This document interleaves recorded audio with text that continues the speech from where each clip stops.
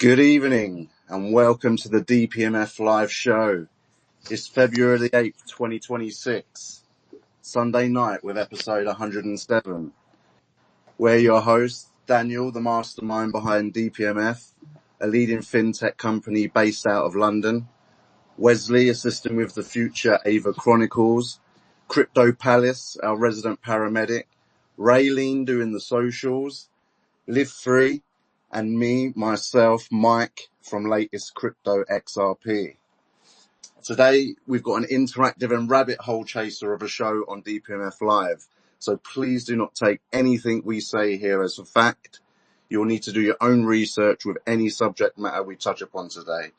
If you feel a bit depressed at any time, please tune out. This is your warning to turn around and go drink a few beers before the Super Bowl tonight. So let's get into it. All right, let's wait for Daniel. I guess he can review the markets because that's pretty damn depressing right there already. I mean, what are the markets actually said today? I know it's been a bit grim. You know, they came back just a little bit, but it's still I think XRP was like at 141, 142, but well, hey, it looks like it's on a little bounce. A dead cat bounce maybe. Yeah. Wesley, I've been trying to invite you up, man. Pick up the speaker. There he is. I think Wes had a bit of trouble last time. Yeah, he's speaker now. Wes, can you hear us? Hello, yeah, loud and clear. Last thing I heard was how the markets. I think they're all red. Mate, you got a lot of stuff in the background noise. I don't know, you're like in a washing machine or something. Or are you doing the hoovering, Wes? Sound like you're doing some hoovering. Yes, I am. Go on, son.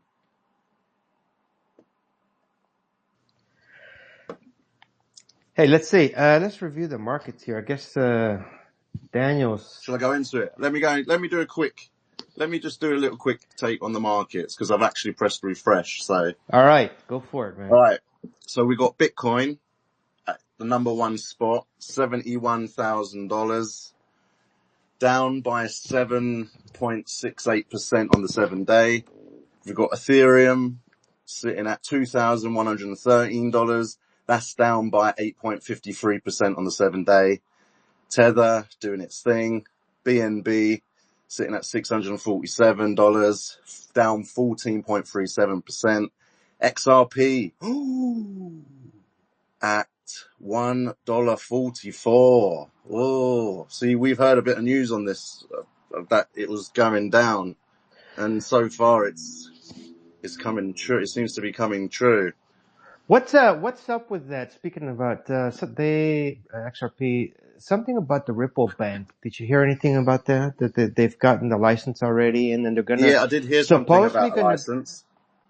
I hear that they're actually going to do a Super Bowl commercial, about the Ripple Bank. So I'm very interested to see if that's true or not. Oh, that sounds good. I wonder if there'll be a little bit of price action. If that's out there. All right. So number 6, you got USDC, 0.99. Solana, $87. Down 13.44%. We got Tron, TRX at number 8, down 2.32%. Dogecoin on the number 9, 0.09 cents, and down 6.24%. And Cardano is no longer number 11. And we got Bitcoin Cash sitting at number 10 at $531. Who would have known? Hey, did you see that Charles Hoskinson came out whining and crying that supposedly he lost $3 billion in the market recently? I don't know if you saw that. No, I didn't see that. Today's been when was that? When did that come out? I saw it the past couple of days. I can't tell you exactly when. I mean, this past week has been a blur. So it's like news here, news there. I don't remember exactly what day it came out. Yeah, no, it's been a bit of a mad. Trump's been on one again, hasn't he? I think there was a thing where he's being accused of sending a meme about the Obamas or something that I saw. Oh, yeah, that was okay. So they did a like a little video song. You know how Trump had done another meme about one of the Democratic representatives, and he put a Mexican sombrero on him, and it was actually quite funny. But you know what? And so they did the same thing. I don't know if it came from his actual account or if it was just something that he retweeted. It was where the Obamas came out as monkeys, but every Democrat they were a different animal. So, you know, one was a snake, one was a goat, one was a, what the hell, baboon or whatever. So Right. it's, I but think, of course they were up in arms and not about that. But then they came back and said, well, you know what? 4 years ago, or 3 years ago, they made a meme about him, the Democrats, about Trump, where he came out also as a monkey or something, another animal too. So it's a tit for tat kind of deal. It's just a bunch of little bullshit. it just made me laugh because it was just like, oh God, it's never a dull moment with Trump. I think that's why it's just pure entertainment, isn't it? I tell you So, what, and that's what it is. It's all entertainment. You know, he likes to really troll these guys. I mean, really, really. I mean, just like when he came up with the meme where he posted a picture of him being king. He really trolled everybody, you know. Mad that these people are running our countries, you know, and in charge of nuclear bombs. It's crazy. That's okay. yeah, The Trump's got a bigger button. I mean, I mean, I think that's probably in line with the topic for tonight, isn't it? About the end of times. Well, you know what? It could be that's exactly what's going on. All this is a distraction. Everything that we're seeing right now is a distraction for what some believe um, is coming in the very near future. So, but that exactly is our topic for today. And Daniel really wanted to do a dark one today. I begged him not to do it. Begged Daniel not to do it, but he felt like drinking a dark beer tonight. So it's like, okay, let's go for it. Can you hear me okay? Absolutely, you're Cool. coming in fine. I'm on about my fourth headset this week, so I'm always testing a new one. And this one seems to work all right. Yeah, I really wanted to go down this deep dark discussion with you on this because it was it last year? Or was it the year before? I think it was last year when we was covering Black Swan events. We went down a very dark rabbit hole of death and destruction, and it wasn't that great. You wasn't there, Mike, right? But there were some real moments during the show where it was like, wow, this is it's pretty serious. And we're getting closer to that date, aren't we, Live Free? Well, I mean, it's just like, even if we don't get closer to the date, every day that we live we get closer to death anyway. So it doesn't. Well, if you're gonna We be that need to morbid about to it. get that also into consideration. I mean, every day we live is one day less we have left This, in So, our life. so what I wanted to do tonight, so Live Free is going to do the four that it's going to happen and lay it down. And then I'm going to look at it in a scientific way and see, is it actually possible, and kind of argue against it. But to begin, it's to really set the scene. I think Live Free, you're going to have to set the scene on this because it can sound, well, it is quite serious. It's not anything that should be taken as a joke, and it is something that can theoretically happen. We're just going to peel back the layers of the onion and go over it. Are you ready, Mike? before we get into the discussion, Dan, I was just going to say your Lipcoe, the headset. Right. Oh, he Okay. sounds I fine. can't He sounds fine on my hear end. it, but it's not as clear as like Live Free or. No, that's because he's getting dark already. I was doing my dark voice. Am I echoey now? It just sounds echoey. like it doesn't sound as clear as yours usually does. That's okay, but you're definitely coming fine. It just sounds Are like you- you have like a little stuffy nose or Are something. you saying I sound a little bit darker? It's It more sounds, interesting. yeah, it's definitely darker. You have become the most interesting man in the world. I've put this on purpose. It sounds like you're in a bunker and you're already in the nuclear bunker, Get this, Mike, which is right? worrying me a little bit. Get this, Mike, right? I was in a meeting years ago, this was, and someone wanted a video with a talking animal in. It was a dragon. And they were like, Dan, we need you to get someone who can do a voiceover of this dragon. I said, okay, yeah, I can do that. I said, what do you want the voice to sound like? Give me some pointers. And they went, well, actually, we want you to do it.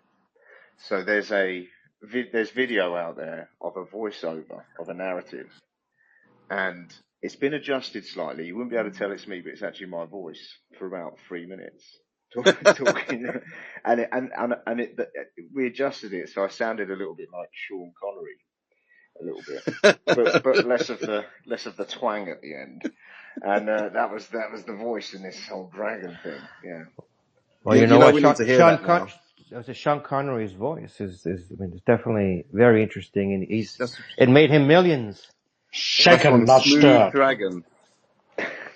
Yeah, and he, obviously being the first James Bond, he's an icon. Absolutely. He's an icon. Absolutely. Anyway. Go on, sorry, Leafrey. Go on. What was you I was going to say then the second one was Roger Moore. And then I didn't really like Roger Moore, He was okay. Nah. Pierce Brosnan was my favourite Bond. I thought if there was the James Bond I have in my head is Pierce Brosnan. Really? I think he's the most popular. GoldenEye. I like Sean Connery the best. And then my second best is this latest guy. Was it Craig? What's this guy's name? Daniel Craig. Daniel Craig.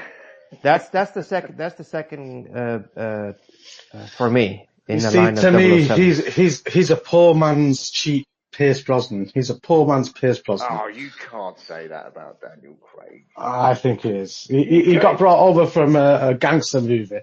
Whereas, I don't know, Pierce Brosnan and Sean Connery, the epitome of James Bond. Also, Timothy Dalton shares the last surname as I do.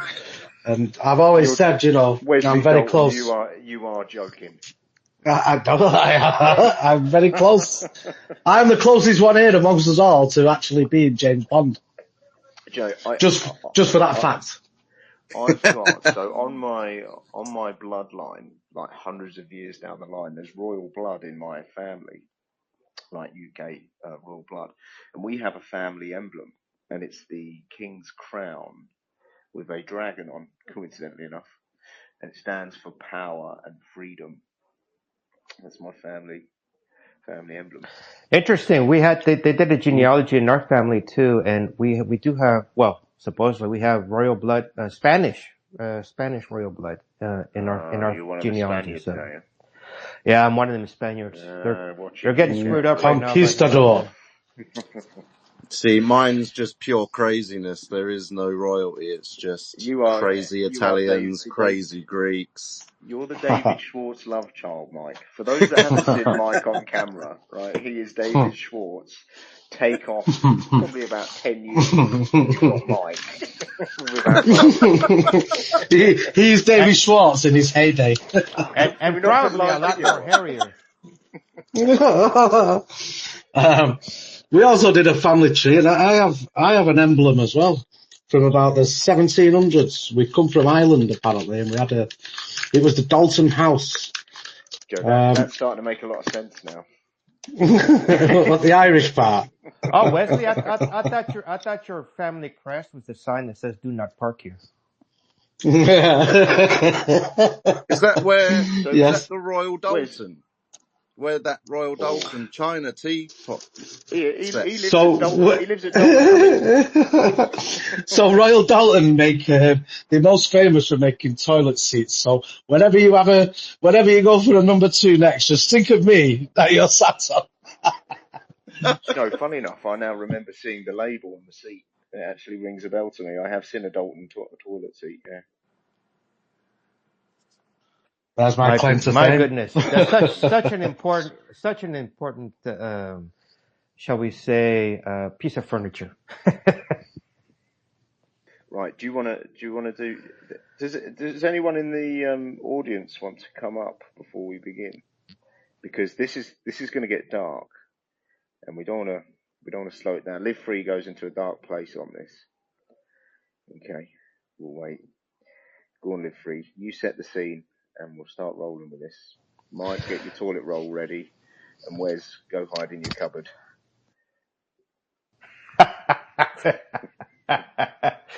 Take your vase with you, because that might be the last thing you see.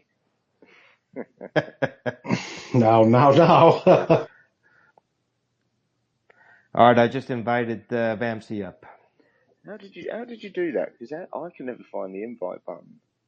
I was just doing it. I was just typing on Snowfly. Just press on her. Would you believe it? So on her I've just seen avatar. it. I know. I've just seen it on my. I've seen it on my phone. There's an invite. Has Live Free just? Where's gone? Oh, yeah. I've just seen it on. Yeah, it's on the menu. I see it now, but it didn't come up earlier. Oh. Okay. Right, go on, Live Free. Set the scene. All right. So the scene is anything that we say here, or that I say here, is stuff that has already occurred in previous Earth's history. Okay, everything has already occurred. So the Earth goes into these natural cycles. And so I am going to review some of the cycles that are pretty much due already. Now, when I say now, it could be tomorrow, it could be 1 decade from now, it could be 3 decades from now, or it could be a century from now. But some people are saying that some of these worst cycles are due to hit around 2030, between 2030s and 2040s. And it's from different people, different scientists, and we can go into that a little bit later. So one of these first things is, or what we call the future cataclysms. The first one is called the cold climate bomb, or the Beaufort Gyre. So the Beaufort Sea is near Alaska, and that normally cycles about every 5 to 7 years between cold freshwater accumulation and cold freshwater release. But in the past 3 to 4 cycles, it has already been stuck in the accumulation phase, meaning that there has been no releases of the fresh water.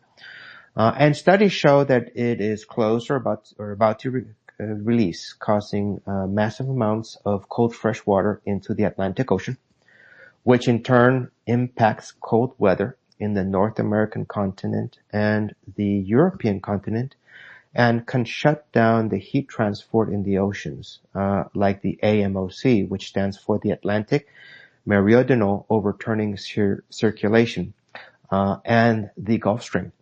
And they have major effects on the atmosphere, which is the exact scenario in the movie The Day After Tomorrow.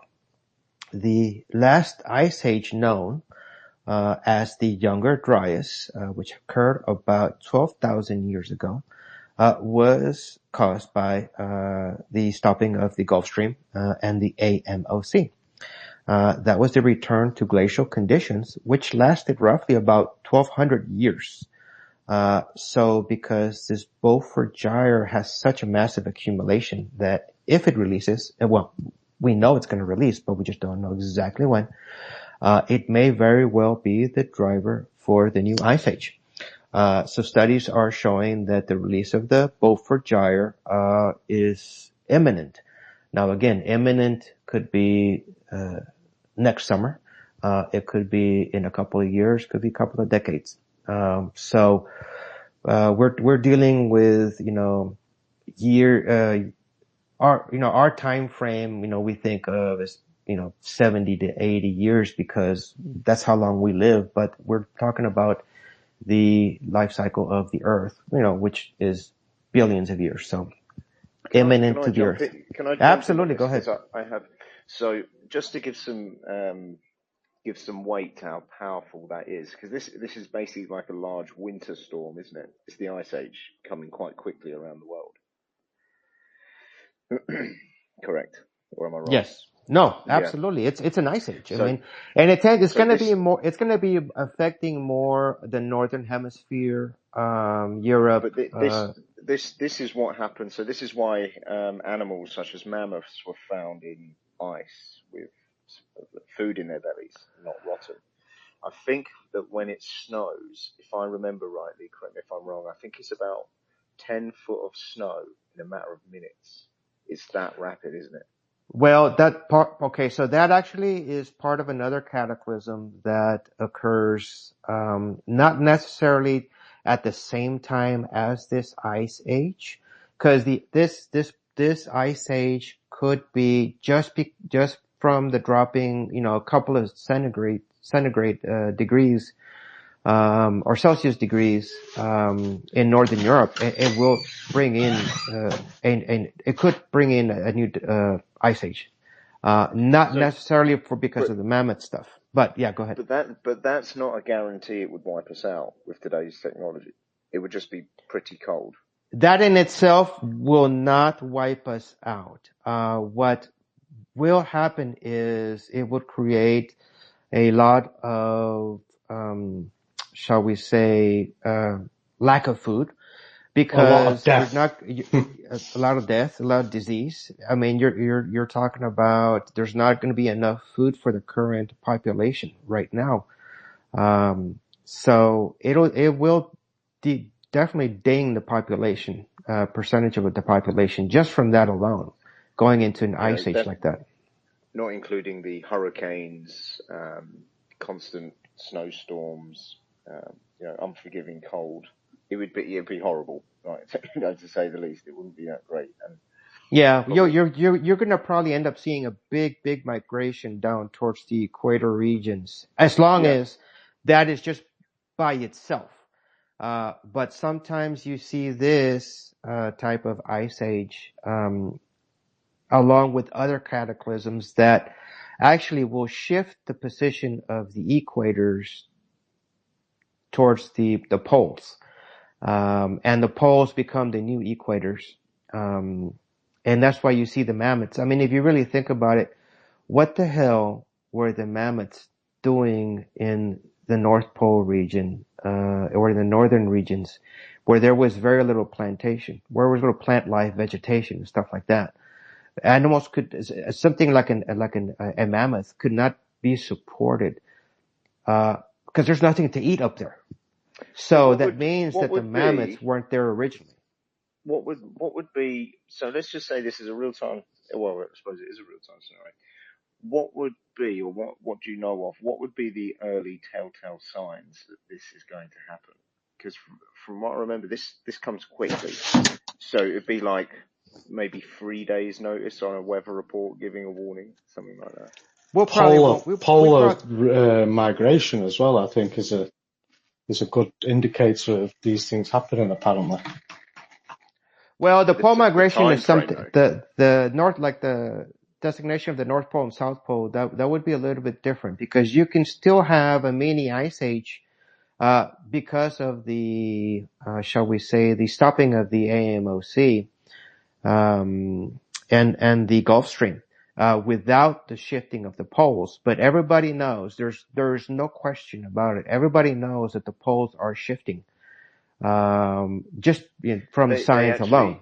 they actually are, yeah. So when I used to hike across the mountains about 20 years ago and across deserts, we used to use magnetic north, and for long distances we would adjust with magnetic north, which I think it's called the GMA, grid grid magnetic angle, and that actually does shift. It's shifted in the time I've been alive. I know that. So it affects your compass, especially when you're Every going long distances. Yeah. every couple of years recently, normally it's been there's an official report that is set out by the government. I don't know what it's called right now. I didn't want to go too deep into it, but it used to be like every 10 years or 20 years, they would put out a report that would be sent off to all official places like that would deal with, the GPS satellites and stuff like that. And to all the airports, because I don't know if people are aware, but the orientation of the landing strips, the plane landing strips, depends on the orientation to north and south, the magnetic north and south. So if that orientation changes, then the landing strips have to be changed. Their name, their modifier or designation has to be changed. That's correct. So, the last 5 years, they've already had to do it a lot quicker, than they've done it before. And that's because the poles are shifting already. The magnetic north and south poles are already shifting. So they had to push that along to change the designation. Actually, it ties in with... This is something that's... Sorry, go on. Oh, sorry, mate. I was just going to say this ties in with biblical accounts as well. Not just biblical from the Bible, but so many ancient cultures talk of the same time frame where this happened, which in Bible terms is Noah's flood. And scientists are even thinking that all science agrees that a cataclysm occurred during Noah's flood. They argue about the dates, but the cause, the effect, the mechanism that could have caused such a thing is pole migration. Yeah, I'm gonna touch upon that in a little bit later. That's the third cataclysm that we'll touch upon, and then that's where we talk more about the migration, that type of movement. About Noah's flood and stuff. On this one specifically, this technically won't knock humanity out completely. It'd be a high casualty rate, but there's a good chance. If this is all that occurred, an ice age, and that's it, a new ice age, then that's exactly right. This will not knock out the population. It'll definitely take a nice ding, but people will definitely survive. There will definitely be a migration from, shall we say, the poles towards the equator, whatever the equator is at that point in time. But people will definitely survive. How long does this generally last for? What's the prediction from like day zero? Is it like the last 2 weeks, ice 3 age, months, a year? The last ice. Are you talking about before we see what occurs, or how long it lasted completely? No, sorry. So from when it starts. So let's say weather warnings come in, poles are shifting. We've got emergency warnings on all kinds of news channels that the storm's about to start. How long would these last before we go back to normal seasons? I don't think you get any indication that it's going to happen with all the data that's been recovered. It happens literally in minutes to hours to days to weeks. So the ice age could last the length of a person's life. Well, the ice age. No, the last ice age lasted 1,200 years. So yes. Oh, you will live and die within the ice age, more than likely. But to plunge you into that ice age happens very, very quickly from the data. The UK is finished if that happens, because we can't even deal with like a couple of inches of snow. We'll go to Turkey. You know what I mean? I'm going to go to Turkey, and there's no way that's getting snowed out. Turkey's always the nicest place to go. Well, I would probably head somewhere, maybe south of Mexico, just because I speak the language. So I'll be a little bit more comfortable being able to order my tacos.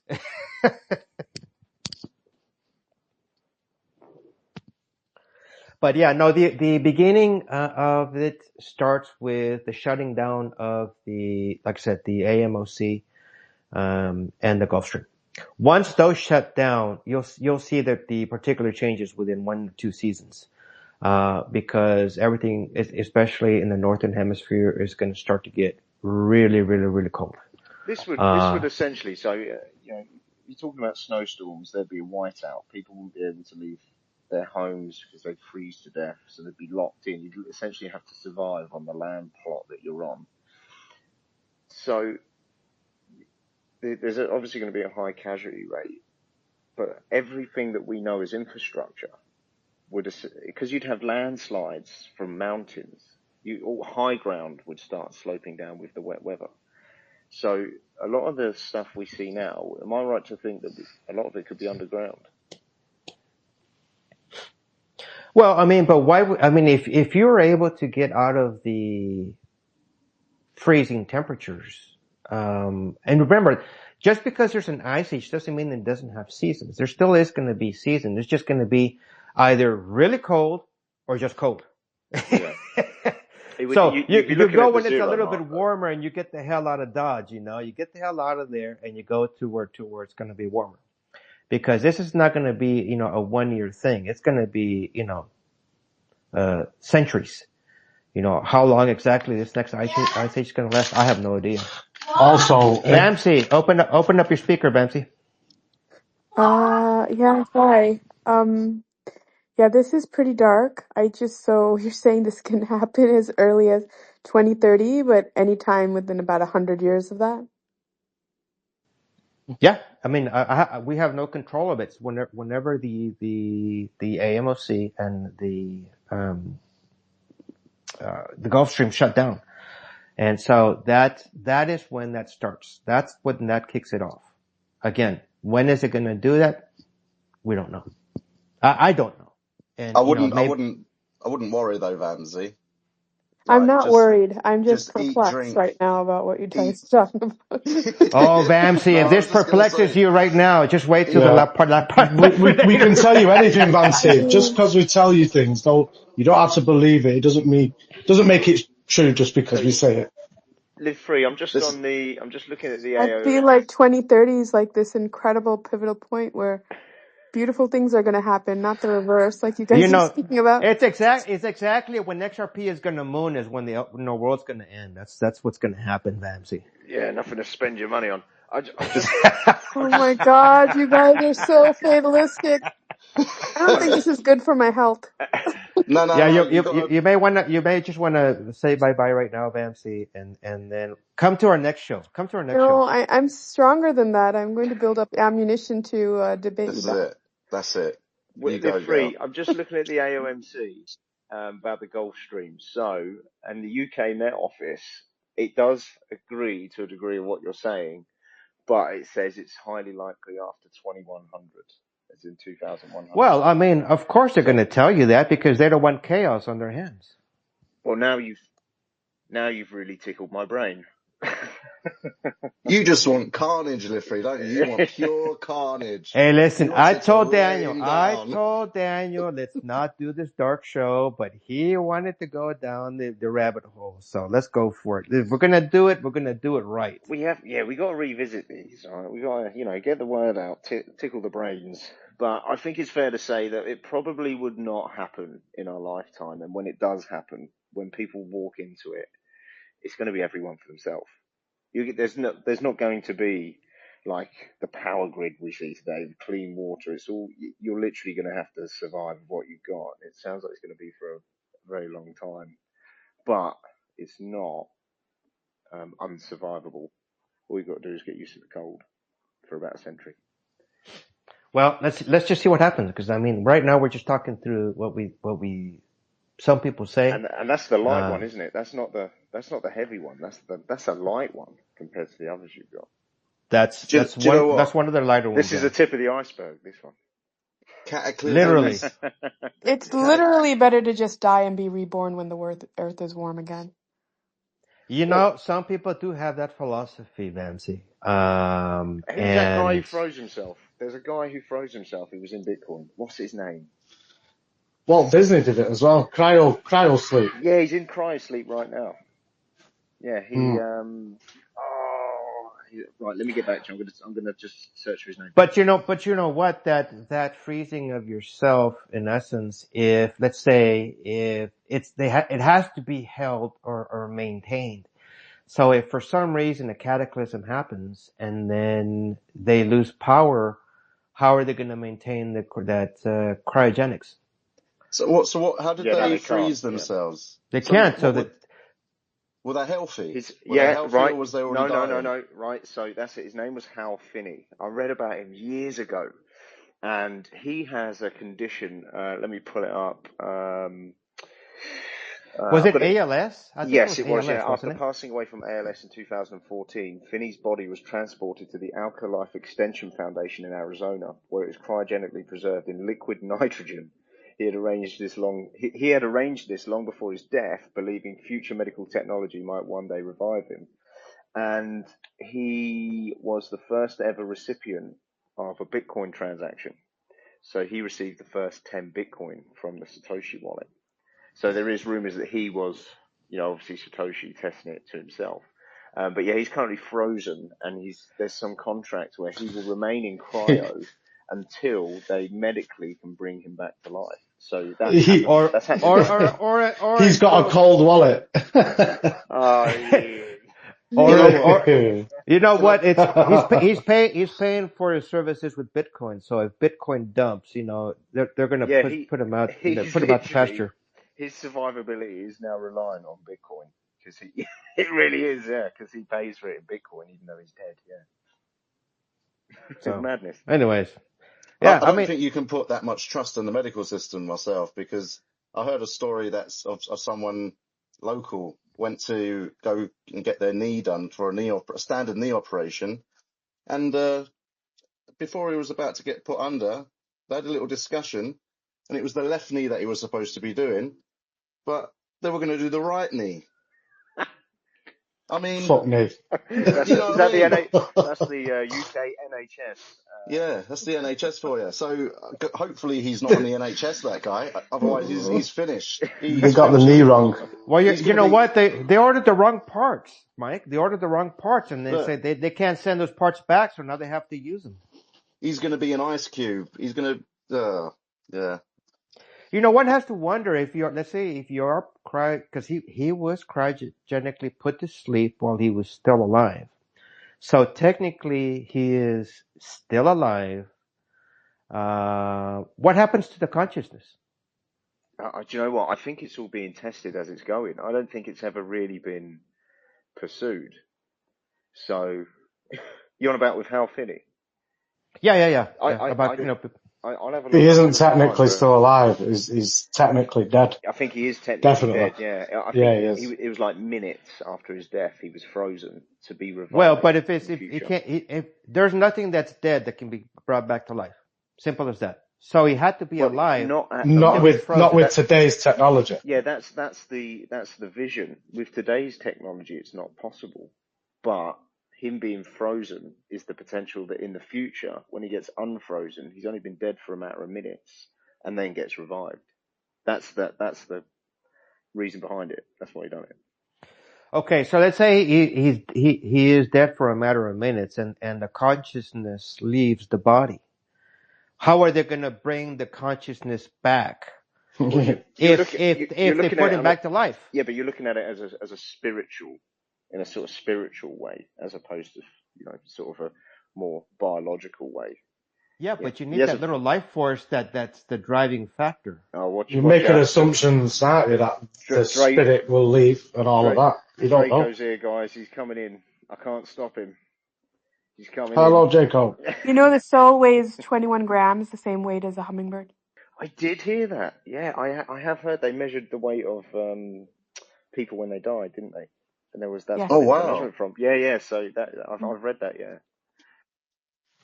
Also, just a little off topic, they also measured people before they went to the toilet to do a poo, and they measured them afterwards, after they'd done a poo, and they weighed the same. It's like the body You're knew. You're going dark again. I'm going brown. I'm going brown now. I'm not going dark. He's breaking up that black gold. Dropping the black gold out. Where's Hello, everyone. Hey, Draco. Hello. Sorry, you mind if I interrupt? We've got no choice. We've got no choice, Jacob. We wouldn't expect anything less, mate. Is it dark? We want dark. Yeah, it's dark. So I'm going to tell you So I'm going to tell you a story of a guy that's speaking to all of you right now that has been dead for 22 minutes on the 1st of December 2018 after 2 cardiac arrests. And I am still here talking to you guys. And I can thank the gods. Do you know what though, Draco? With that accent you got, you do sound like you have died a couple of times. To be honest, that Portuguese accent you got is strong. His voice was No, lovely before he died. Yeah. it's honestly the truth, man. On December 1st, 2018, Tell us what did you go through? As in, so what was that like when you woke up? Was you aware that you'd passed?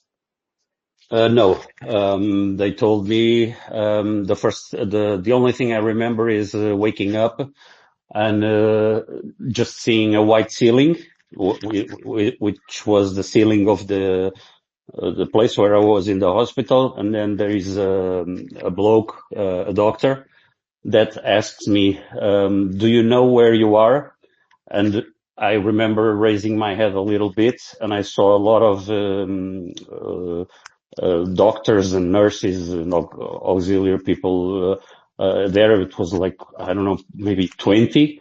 And I just said this at the hospital, and the guy said, okay, it seems like his brain is functioning well, so get him out of here to the other hospital because he needs an emergency operation on his heart, because I had the frontal artery of my heart completely clogged, and my apex and a little bit of my heart were dead. The tissue was basically dead. There was no irrigation of blood. Did you have a heart bypass? Not a bypass. I had a stent placed on my front. Okay. Yeah, a stent. So they opened like this little hole in my right wrist, and they went and did that.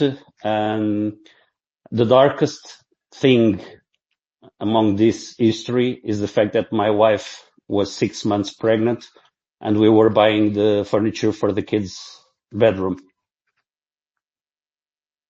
So where did this occur? Was this in Belgium? Was this in? No, in Portugal. In Portugal. I was at IKEA.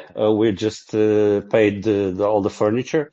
I still have the invoice in my. So that's why you had a heart attack. You said you had to pay. That's like Belgium away from Portugal, isn't it? That's like being in Belgium. Anyone who builds IKEA furniture has a heart attack. Right? Absolutely. But yeah, it was what we could afford back then, and it was perfectly okay. We went there and we spent. I still have the invoice in my wallet to these days. I have the invoice with me, because so you have a cold wallet. Is that what it is? A cold wallet. I think my wallet at this moment is completely dead because there is no money in it. No, well, but is that your reminder, Draco? Is that why you keep it in your wallet, like just as a reminder to be thankful and like gratitude kind of thing that you're here? Oh man, I honestly don't know why I carry that invoice with me. Well, because everything is alive, everything is alive. Everything is alive in my memory. So I remember everything except 22 minutes of my life. Wow. Did you say that happened twice to you as well? Sorry? Did you say that happened twice? Or was it just once like that? No, it was 2 heart attacks in 22 minutes. Don't tell me you went back to IKEA. Probably why. He's like, I'm going in again. I'm going to get that chair. I can't resist it. Goes in. So Draco used to sound like Sean Connery, and now he sounds like Draco. Cool, Draco, all of that just to get out of building all the IKEA furniture. I mean, come on. Yeah. Mate, just pay him 10% and they'll come and build it for you. No, it's already built. It's something that when people find out, they basically become a little bit in awe because they say, how the fuck is it possible? And I don't know what happened, and I'm still trying to figure out why I'm still alive. Well, technically, you're not supposed to have your because after a certain amount of time, your brain doesn't function, doesn't it? So after 22 minutes, and your brain's That's still actually, okay. for the years I've known Draco, that's been noticeable for about 5 years. The brain is not all there. I No, can it's not confirm. okay. No. The brain But is not okay. you know what? You know what? It being in Portugal, in the hospital in Portugal, he was probably misdiagnosed. He was probably still alive, and they just wanted to, tear his Impress body me. apart for organ transplants. No, man, it wouldn't happen because of the amount of alcohol that I've put in my body all over the years. The person would get one organ, would suddenly die. Well, you're nice and well preserved in alcohol. Yeah. Exactly. Yeah, I like my wine.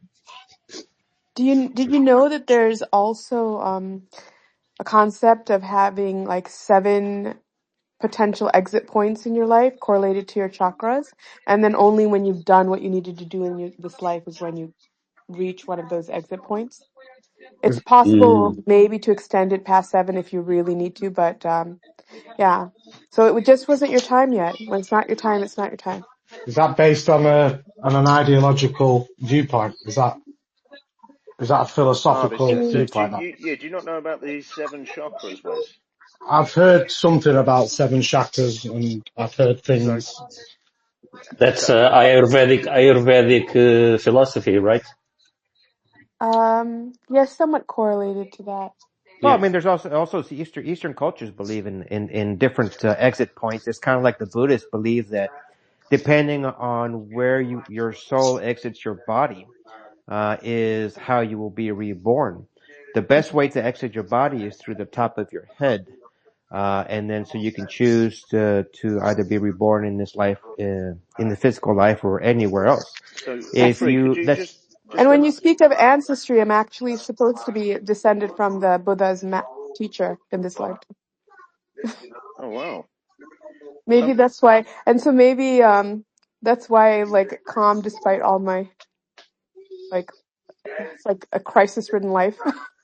Joe, it's funny. Wes actually also does get mistaken for a Buddha. Oh, That's nice. Is Wes still here? Is he gone? Oh. He left, I think. The Dark West, or Yeah, if you met Wes, if you took one look at him, the first thing you would think is Buddha. He is the image of a Buddha. oh, And nice. that's I'm just because he's bald. That's all. I'm Yeah, Oh, getting he's my. got it. he's got that So this is monk this the look. Buddha like before enlightenment, or after? Is this the skinny one or the hey, quick! fat one? Everyone stop talking about him. He's back. Hey, Wes, you Is right? Hey, Wesley. Oh, okay. What? Oh, I'm look, did you go- catch that, Wes? Did you catch it? Yeah. Did you I'm hear? gonna. Did Oh, you know the I'm, story of like Buddha and the Enlightenment though? Like Next it's week. kind of it's a beautiful story, like in terms of just correlating a simple way to surrender in life. what are you asking me now? I'm asking anyone. Oh, I well, don't I know. mean, I've heard the story about Jesus Christ. I find that I'm interested. more more makes sense more really. And there's a lot to be said about Jesus Christ and the chakras as well. He's got 33, 33. You've got 33 ribs, and that's a very special number. But Do you know something? Something just came to me right when you were talking about Buddha and Jesus and Christianity with live free scenario. It just clicked on me. Now, let's say the free scenario plans out. What was it called again? The Alok and what was it called again? Live free. the Ice Age or Yeah, what? the Ice Age theory. Yeah. Now, let's say that this civilization right now. Let's just say we went into it because we're already quite multicultural. We have different religions everywhere. And let's say that we went through 1200 years of an ice age. You imagine all the different, because what would happen is religions would, kind of evolve depending where you are, and I would imagine that some religions might even sort of fuse together, in population with communities. So, and it makes you wonder, maybe that's how we got so multi-religion as a world in the first place, because of the last one. Because, does that kind of make sense? Or have I just waffled a load of rubbish there? No, I Well, do think that makes a bit of sense. but to me, like Because that was given and that created that was based upon religion. Like Noah was supposedly told to build an ark during the Younger Dryas period well, to save, you so know, I've always, so 7 people. you generally are a religion from where you come from. So, that's a given. You don't have someone born in like the US who's, trying to think of of an Asian religion. You mean like Buddhism or Hinduism Yeah, that was it, Hinduism, yeah. Or Taoism. Or or Taoism. Taoism? Exactly right. You wouldn't have someone born like born in New York. Maybe you would actually, because that's still quite multicultural. But you generally are the religion of where you come from. Wes clearly was born in the UK. Strong Christian, Manchester. I would guess Mike is the same. Where are you, Mike? You're just sort of centre I'm, East London. yeah, Yeah. So yeah. Well, really, mine was supposed to be because I'm half Greek, half Italian. So really, I should have been like Orthodox Greek, or I don't know. What did Italians believe? What's the now Italian religion? now I don't know. you're Italian is Catholic, Roman right? The Roman Catholic. Catholic Church. Catholic, Roman Catholic. Yeah. So, but yeah, my dad chose Christianity, so I was raised as such. there you go. But So now I actually don't belong to any religion, which, yeah, what do they Well, call that again? When you're not. agnostic, I think, is it? Agnostic. yes, it's agnostic. Well, yeah, the Yeah. agnostic is you're kind of indifferent to any kind of Hello? religious belief or God. I think Mm. atheism is a belief that there definitely isn't One. anything after What this life. I'm a very spiritual, like, I don't believe in religion, but I'm a very spiritual person. I've That got a makes lot of sense. spirituality, so I don't know what that makes me. That But means that you've basically embraced the fact that you don't need a vehicle to God. You have Agnostic. a direct connection. oh, I love that, Vamsy. I like that. Yeah, there's another analogy for this.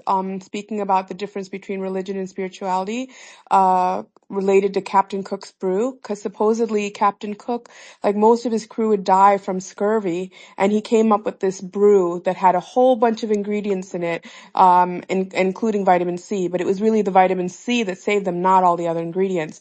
So religion is like that brew, but what you really only need is the vitamin C to save yourself. Yeah, so it's Oh, just That's packaged. very interesting, Vamsi, that you brought that up the is. point. I didn't know that you had that type of knowledge about Oh yeah, scurvy I and just vitamin C and Captain Cook and stuff like that. So that's an eye opener for me on that. I love I that you've think worked the Good chakras. job. you're welcome. Well, I've been studying this since I was 19 because I had like a tragic event in my life, and so it put me on a path of just researching these things in depth. So yeah, I really, really love all of this stuff. Anyway, It's good. Yeah, I just like the openness. I've always lived in a way that, you know, my mind is just open. You know, there's a lot of things in the world, but you're only going to discover these things if you have an open mind. Because if you have a closed mind, then there's no chance of discovery. So always keep an open mind, open heart, and usually, yeah, you can, yeah, yeah. I'm gonna leave Did that anyone did open anyone mind, write that open down? heart. Did anyone write Mike's quote down? That's a good quote, Mike. You're right. It is Well, recorded, so you we know can what? get it later. You're right. Sometimes I say things and I don't realize I've said them. So I don't know what. Is that your? I don't Is So know that what your? what you're I've Is trying to that said. your? say, Mike, is you don't know what the hell you're saying. Is that what you're saying, Mike? You know what? I'm getting very philosophical here now, but I just love life. I love life. Life is exciting. There's always a lot of problems in life, and it all depends. Your experience on this planet will all be decided on what you focus on.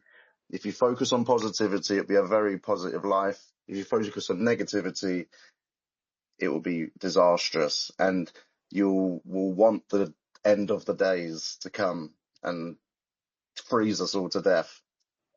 Exactly. I was just going to say that's way too much light for this dark space. It is. It's getting too light in here. Come on, guys. Mike, you are a gentleman and a scholar. Oh, I love you, Dan. No, well done. You're right though. I was actually thinking when you was going how much you love life. I was like, I'm sure I was on the phone with him a few weeks ago when he had a toy left at his house. He weren't. Oh my goodness, There yeah. was no love of life there. There was there could have been sudden death Yeah, there. Yeah. that's Long what I story was thinking. short, I had my little one over the weekend and I forgot to take her favourite toy back with her when I dropped her off to her mum. So I nearly died, but luckily I He was drove fast and I got pretty it. upset. Yeah. Okay, well, live free. Should we carry on to the next cataclysmic possible human destruction scenario that you've got that will likely happen, and we'll see if it's survivable. All right. Cataclysm number 2. It is called Campi Flegrei, or the Phlegraean Fields. So, it is a large volcanic caldera west of Naples, Italy. Just one of the volcanoes, which is Mount Vesuvius, was the one that destroyed Pompeii in 79 AD. The caldera is known to contain 24 volcanoes within it. It has the capacity to blow as a supervolcano. The last time it blew like a supervolcano, it is thought that it killed off the Neanderthals in Europe. So recently, the caldera has had seismic rumblings and the ground is getting deformed. So that means that it is close to going off. Major eruptions of the supervolcano strength happened 36,000 years ago and 12,000 years ago. So they seem to be having this return to kind of like a 12,000 year cycle, along with what was the last ice age, which was 12,000 years ago. So this one, they did seem to be matching in cycles. And there is a reason for it, which is what would be the third topic, which is called the 12,000 year cycle. So everything is cyclical, just like the pole shifts. They are also cyclical. The ancient Hindu yugas and the Zoroastrian cycles happen to be 12,000 years in length. So that's when they reset and a new beginning happens within their religion. So, and anybody have any thoughts on this before we go to the next part? I was actually just looking at the volcano. I've heard of it before, and I remember they done some zones on it if it was to erupt. So it looks like if that thing was to go, so to survive it, the best thing is to just leave the sort of immediate area. I say immediate area like country as quickly as possible, but it's got a red area of 20 kilometers, which looks like it could knock the population within 20 kilometers down to 500,000. A yellow zone, which would follow with heavy ash, extends 30 to 50 kilometers from the caldera, and that will knock down to a 3 million population. And then the green zone outside, so where you're safe, is anywhere beyond 50 kilometers. So most of the stuff in it. But this is only if it's just a regular volcanic eruption. This is not where if it blows as a super volcano. So if it blows as I don't have the stats for that one. Yeah, the super volcano Exactly. will pretty much blow. Will end up ruining all of Europe. Just kind of like why they say that the Neanderthals were killed off in all of Europe because of this. You have all this ash thrown up. It pretty much darkens everything. There's no sunlight for years. And so, people die off. Again, it goes back to the same thing: disease, pestilence, hunger. And so that will affect all of Europe. If it's a super volcano, not just a normal eruption, but a super volcano. I've got it here. So France, Switzerland, Germany, Austria, Slovenia, Croatia, and Malta would all be hit with Exactly. heavy ash. Yeah. like Yellowstone, which is considered to be a supervolcano also. Well, actually, there is talk about Yellowstone, but there's also research that says, sorry, I'm eating some chips, getting ready for the Super Bowl.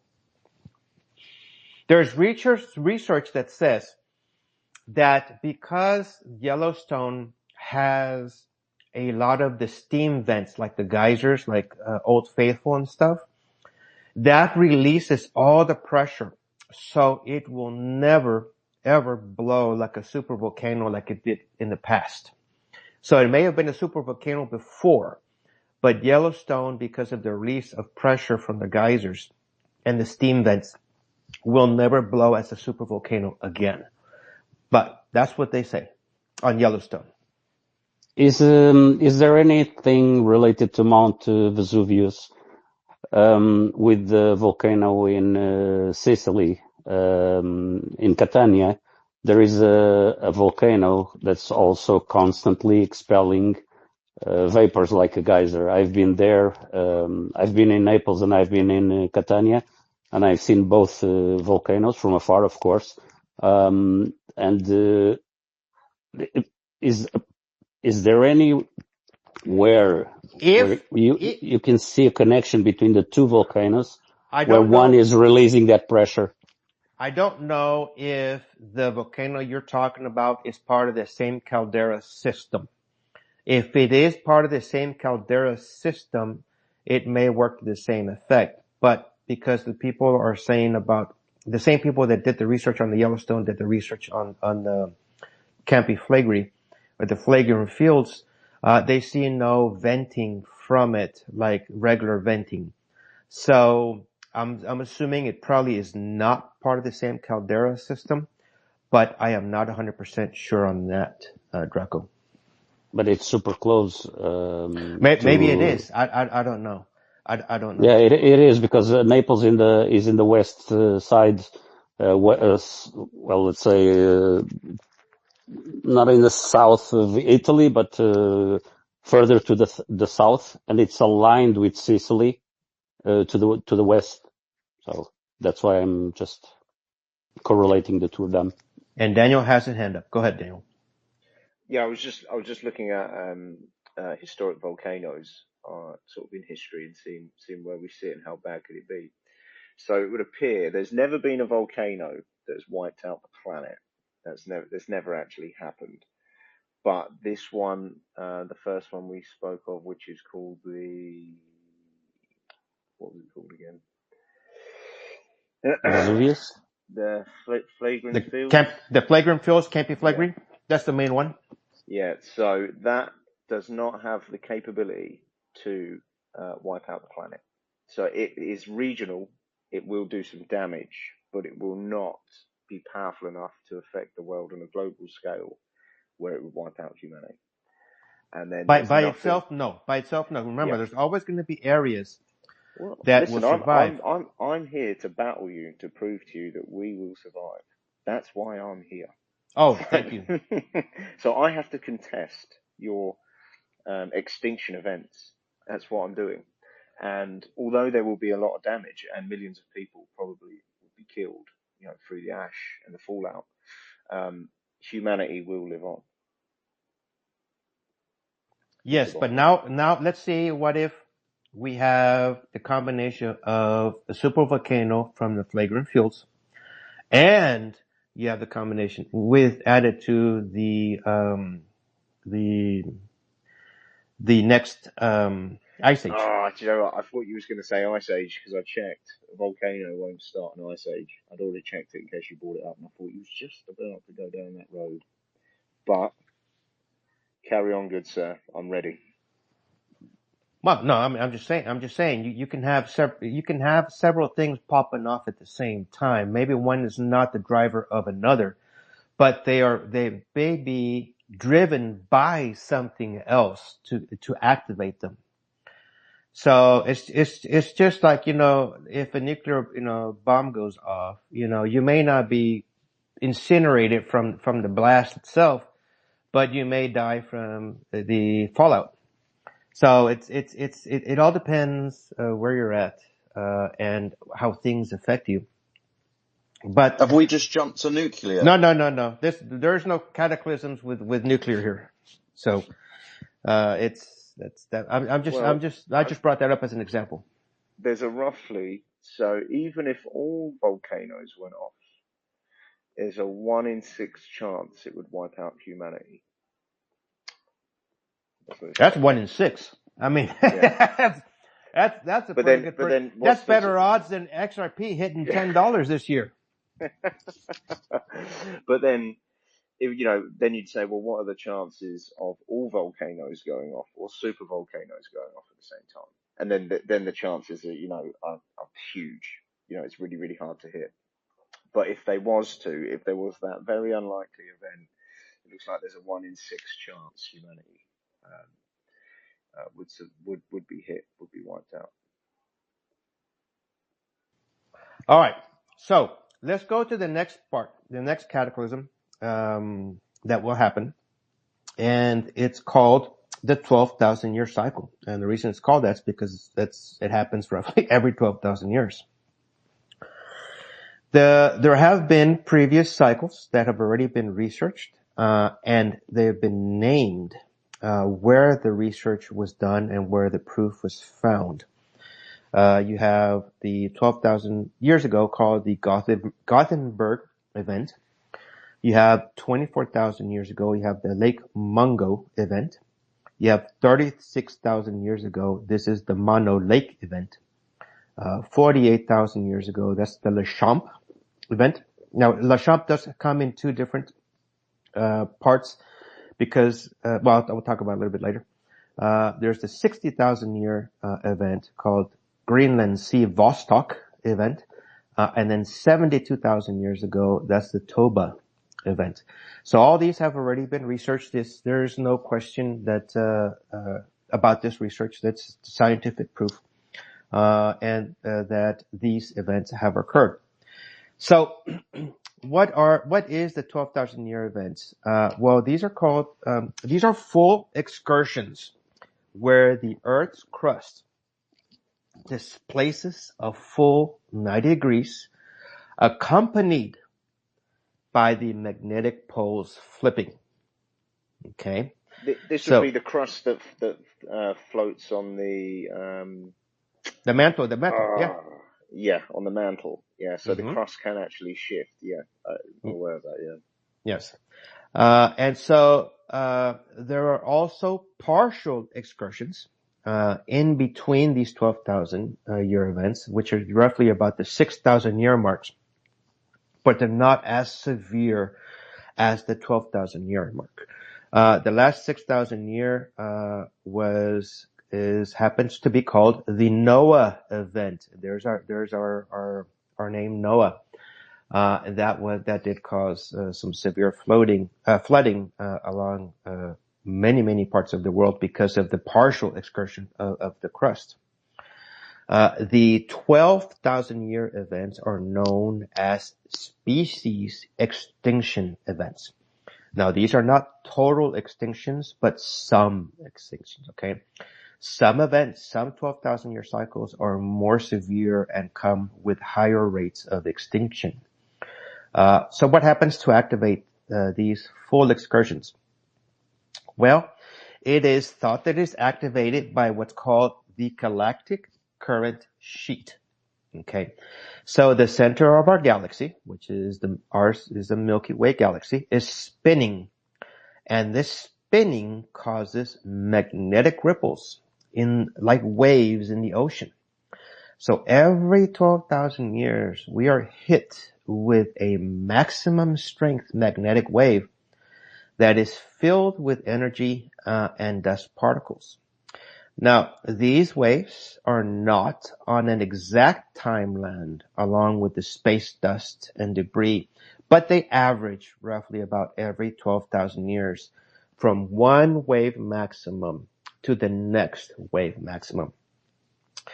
Then the higher the wave strength, the higher the dust and the debris collection that it is carrying. So it's kind of like static electricity, how it attracts dust and lint. Well, this galactic current sheet is actually a two-punch hit. The first hit is all the dust and debris that gets accumulated on the sun, and it drowns out the sun. It doesn't kill it, but it darkens it out. I don't know if you've noticed that in some religions they talk about how the sun went dark or the sun went red for a couple of days, and everything went into darkness. Well, that's exactly what we're talking about. Okay, this accumulation and the choking out of the sun's rays is like a pressure pot. This causes the energy to build up underneath the dust and particle shell until it explodes. This explosion is a micronova and not a supernova. A micronova is hundreds of times weaker than a supernova. Okay, our sun micronovas roughly every 12,000 years. Ding, ding, ding. There's that number again. This micronova explosion explodes the dust shell, and it shoots it straight to our Earth, causing a heavy storm of meteorite and impactors that pepper all the Earth. The second punch from the sun is the micronova explosion causing X flares in the range higher than an X100. Now, there have been X flares of higher than 100, like 300 and 500 range, that are not caused by micronova. Okay, so just to be clear with that. But anybody that knows that X flares that are of range of X100 will completely destroy all modern wave life. Nothing electronic would survive. Okay, no electricity, no gas, no water, no communication, no transportation. Now that's because of an EMP. That's correct, isn't it? Right. That would be an electromagnetic pulse. Now, exactly right. Now I used to do some work on EMPs about 15 years ago. If a device is not powered on, it won't have an effect, so it can survive. Is that correct? Well, that's not necessarily true, and we can go into that a little bit later on why that's not true.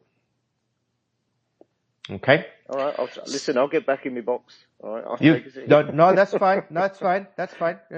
Just let's tickle that brain a little bit. Okay. So we would be thrown into a Stone Age survival mode.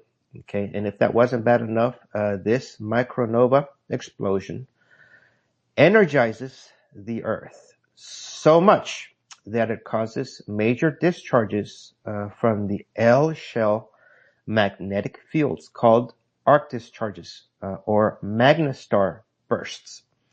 Now, these are not regular lightning strikes. These are actual God-strength lightning strikes.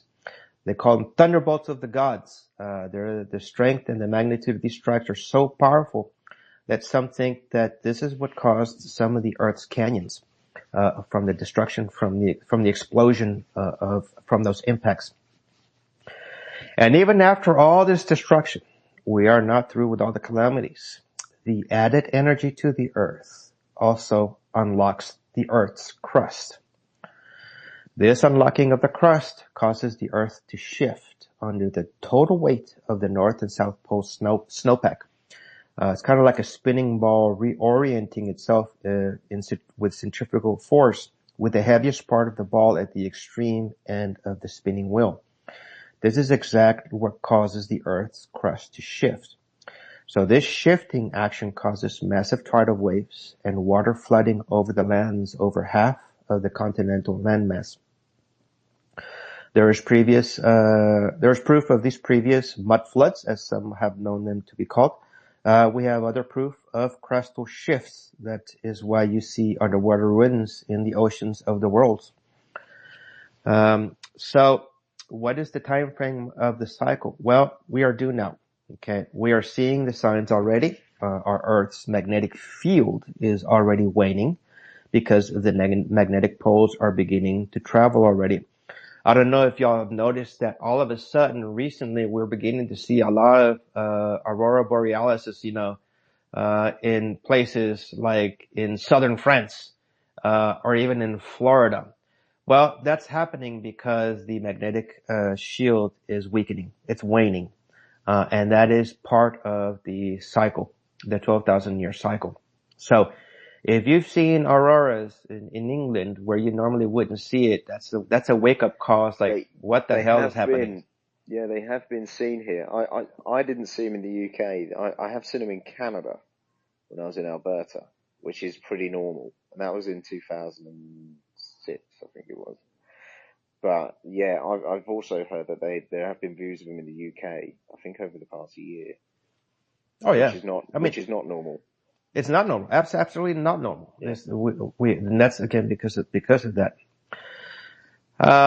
So now the probability of the major events, is roughly in the 2030s, 2040s. Now this does not prevent, from an earlier kill shot by the sun with an X flare, let's say of X25 or higher, because it itself is receiving increased energy from the galactic current sheet as it strengthens. And it could throw us into the Stone Age or with limited technological capabilities years before the solar micronova.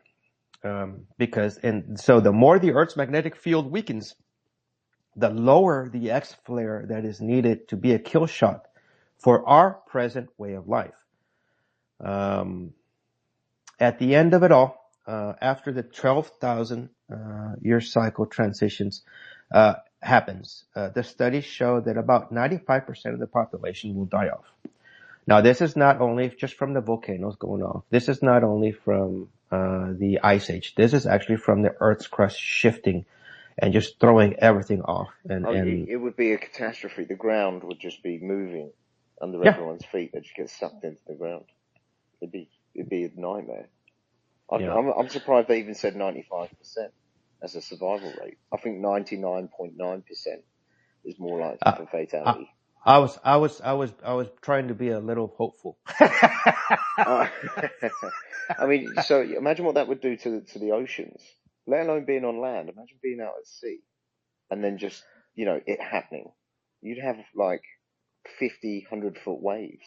Oh yeah, I mean, all there's over the going to place. be enough power. It's going to be enough power behind these waves to cover, over half the continental land masses right now. God, no wonder Elon And Musk is trying to get to bloody Mars. well, You but don't you know wanna be- what? Mars is going to be a danger zone because in Mars there's absolutely zero magnetic shield protecting it. So one of these X flares, it's just going to completely wipe everything out. So, Just from that alone. just to be clear, so the X flare, just so I'm not confused, is the X flare from the sun? The X flares from the explosion from the sun. It's kind of like, Right. we recently had, remember I posted in our group, we recently had an X flare of 8, an X8. Yeah. It didn't happen to cause too much damage because it also needed to have what's called a CME along with the explosion, which means it's coronal mass ejection. Mm-hmm. This coronal mass ejection is the debris and the particles, the radiation that's exploded out from that explosion towards the Earth. So it did have a very minimal CME impact from this recent X8, but there was previously an X1 or an X2 that had a much more debilitating CME associated with it. Yeah. That caused some of the auroras just recently, 2 weeks ago, 3 weeks ago.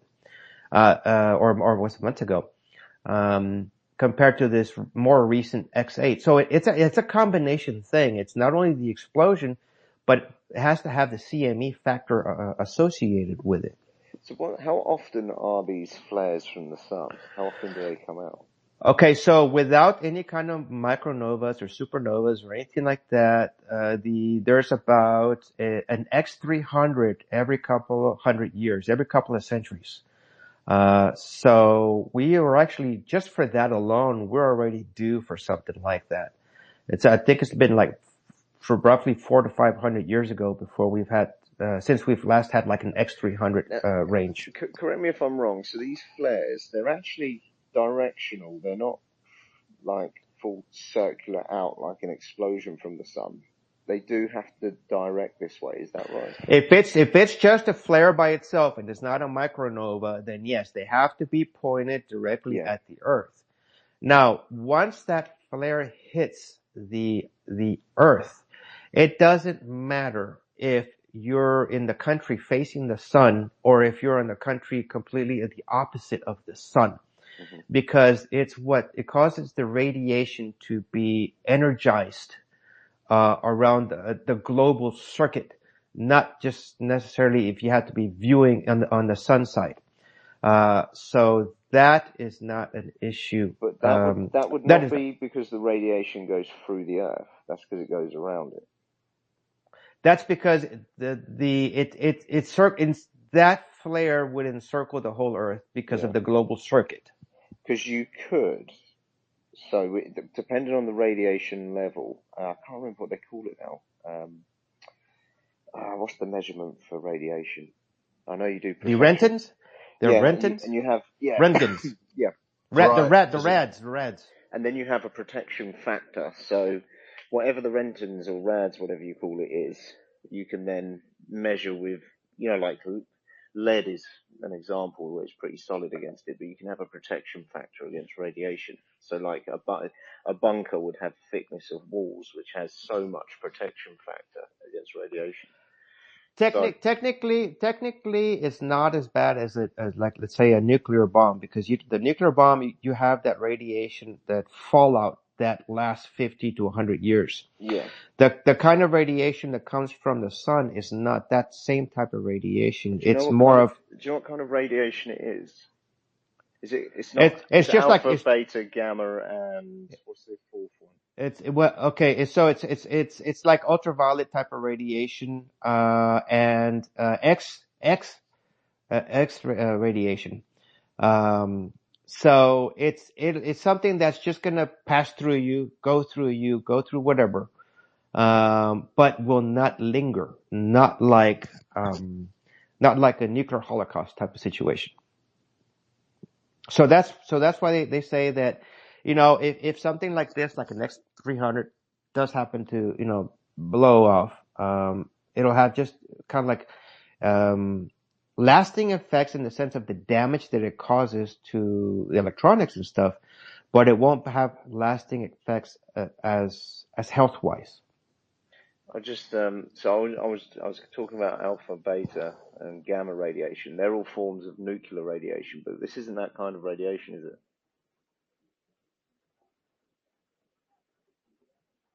Oh, am I still online? I think Lifrey's disappeared. He's having a chip, and he's turned Oh, the I'm Super Bowl sorry. on. I was talking. I forgot the mic was not on. I'm sorry. I apologize. Yeah, so I was saying alpha, beta, and gamma, they're actually nuclear forms of radiation, but the sun doesn't emit that, does it? No. It's actually a cleaner radiation. Technically it is a cleaner radiation, but it'll definitely zap you. I mean, if you're looking at it, and I think that the thing shoots off the next 300, you're probably gonna go blind. But I didn't go that much into that type of health effect. I didn't research that. So just to summarize, because the sun lets out a more powerful flare, this has an effect on the electromagnetic spectrum of the Earth, which in turn moves the crust on top of the mantle, causing all these earthquakes and the like, which then in turn removes the electromagnetic spectrum, which then in turn brings the radiation. Did I get that right?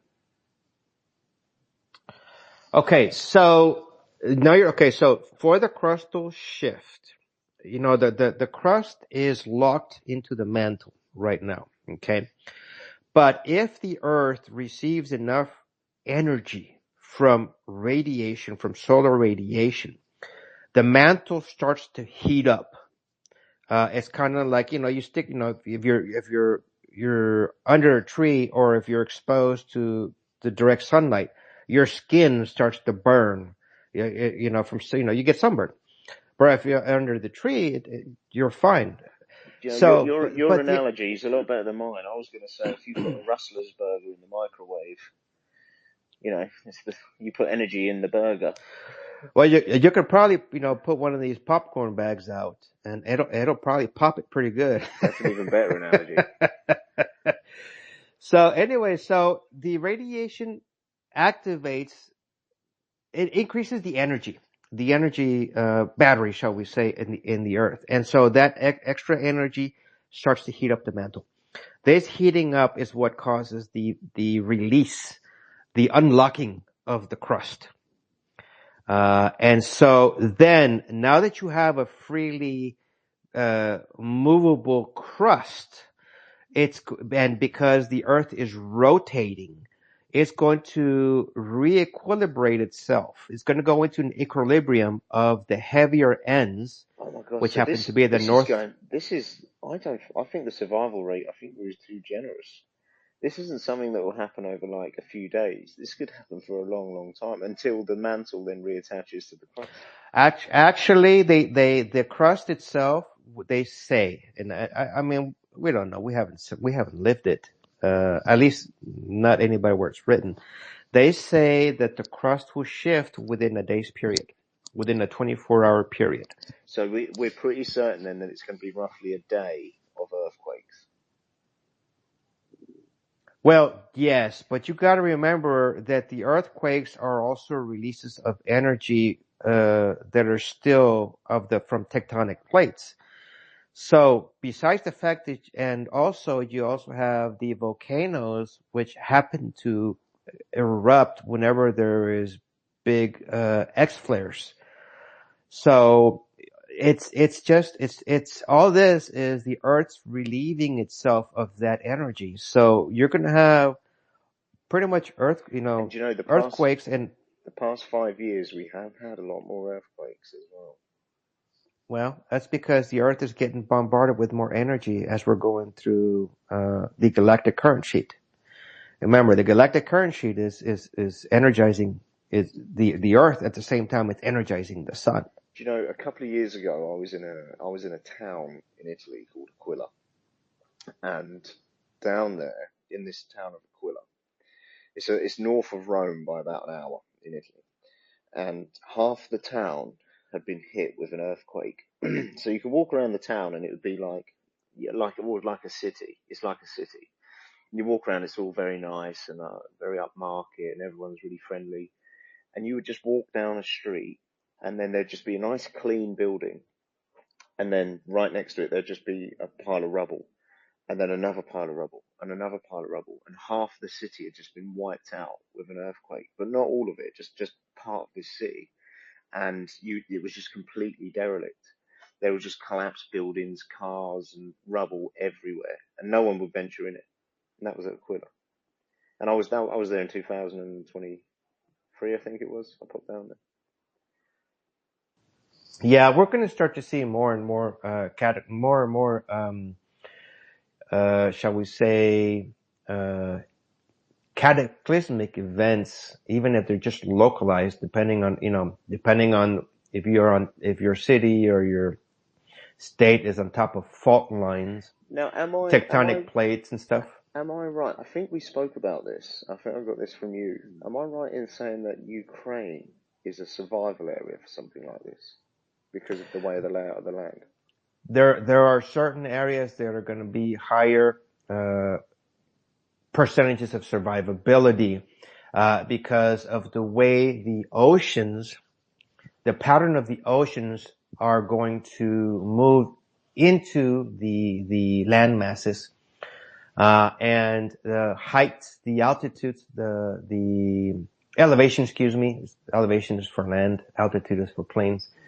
The elevation of the city or where your homestead is, so the higher the elevation, the less likelihood that you're going to be flooded, by these ocean waters. So, yeah. So there's no real, unless you're in a plane that's in the air for like over a day, there's no real way to escape it. Well, even then, if you're in the plane and all this stuff is happening, that plane is probably going to be going bonkers because of the radiation from the explosion. Yeah, so there's no place where you're safe. Some No, there's people not. say, well, what if you're in a submarine? Well, I mean, I don't know about the ocean currents and stuff. The thing is, this same radiation, electrifies everything. So back in the 1850s, what was that, big, um, event? It was in 1859. It's famous. I can't believe I can't remember it. So we had a big X flare, and it electrified like the telegraph wires. And Was the the 1859 the Carrington event? Carrington event, that's it. Thank you very Yeah. much. Carrington event. So it even electrified the telegraph wires to where, telegraph companies or operators or desks and stuff like that pretty much lit up on fire because in what's called induction, where the electricity and the energy is picked up by anything that can induce, or conduct by any kind of conductor like metals. And so the telegraph wires were the copper wires or whatever the hell the mixture was, copper, tin, steel, whatever. And so anything that's metallic is going to be picking up this energy, this radiation. And that's why I kind of corrected you a little bit on if it's not connected or not. It doesn't matter. The electronic equipment can be disconnected, but because through induction of the energy that's passing through the air, it will still be damaged. Because it reactivates it.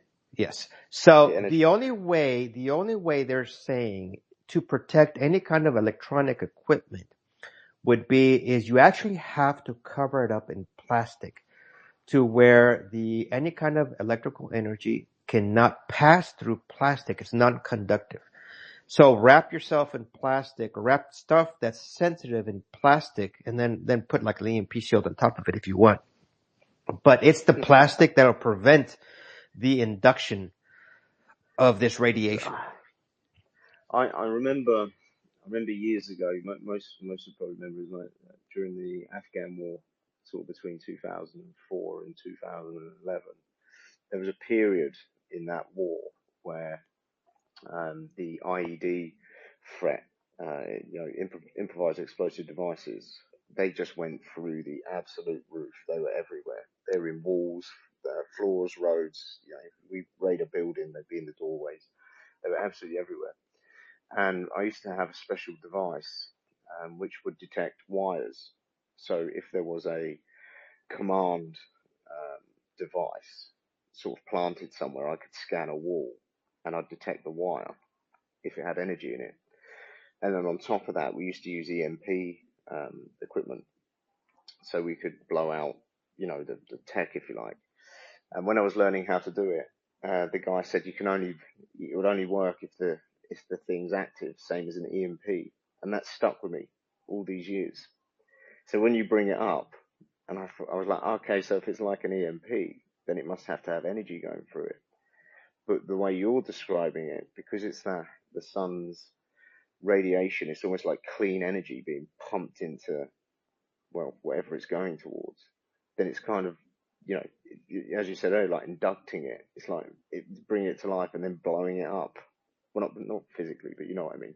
Yeah, it energizes it, and if Makes sense. If you have sensitive equipment, pretty much a computer, it'll get fried. It makes you wonder a little bit, because if these events had happened, or they have happened historically, what evidence is there to show there was anyone that survived? And the only things that I know that are on, that I'm aware of, that are on this planet are the pyramids. Well, but you know what? It's called us, humanity. We've survived every single one. There have been situations to where there have been DNA bottlenecks, because certain cultures have been decimated. But we are still here. So we have survived up to now every single one of these events. We have We're due been one at any decimated. point. What's that? We're due one of these flares now at any point. We're due one of these 12,000 year cycles already. Again, maybe tomorrow, maybe a decade from now, maybe 2 decades from now. But this is just, what they think, going off to, the studies that they have. There have been, okay, but we know that it's common because there have been, several, galaxies already, solar systems already that have been affected. And these solar systems are systems that are between us and the center of the Milky Way galaxy. So they have already pretty much gone off. So we know our solar system is next in line. So it's kind of like a domino effect. It's like that went down, that went down, that went down. Now we're next. So it's coming, but we don't know exactly when. But roughly, from what they've seen, they calculate from the distances from those solar systems and the way they've erupted. They've calculated roughly around 2030s, 2040s. There's I'm sure most people would know this, but when you look at stars in the galaxy, you're actually looking deeply into the past, aren't you? So, for example, whenever we look at the sun in the sky, we're actually looking at the sun from 8 minutes ago. We're not actually looking at it directly. So if the sun explodes, it takes 8 minutes for us to see it. Yes, that's exactly right. Light. Mm-hmm. Now, if you look at a planet that's, say, 30 million light years away, and I'm just plucking that number out my rear, I don't know how far away some of these planets are, but that would mean that they're currently looking at events which happened millions of years ago. Yes, technically, yes, exactly. That's exactly right. So these are like these systems, these solar systems within our galaxy are 5, 10, 15, 20 light years away. So it's. Are they? I thought is that how far away they are? That's quite close, isn't it? So for solar systems, yes, but for galaxies, solar systems, no, but for galaxies, those are hundreds, thousands of light years away. Mike. Yeah. I was literally just going to say when Dan brought up the pyramids, because there's still something that we're still not too sure sort of why they're here, aren't we? And there used to be they were built by slaves. Slaves used to lift up these 8 to 20 ton rocks, one at a time and cut. It's now theorized that there is no way that we done them, and we couldn't even repeat it with today's technology. So that means that however they got there was a more advanced civilization than us. Like, that's it. That is it. So it could have been someone who was on the last 12-year cycle.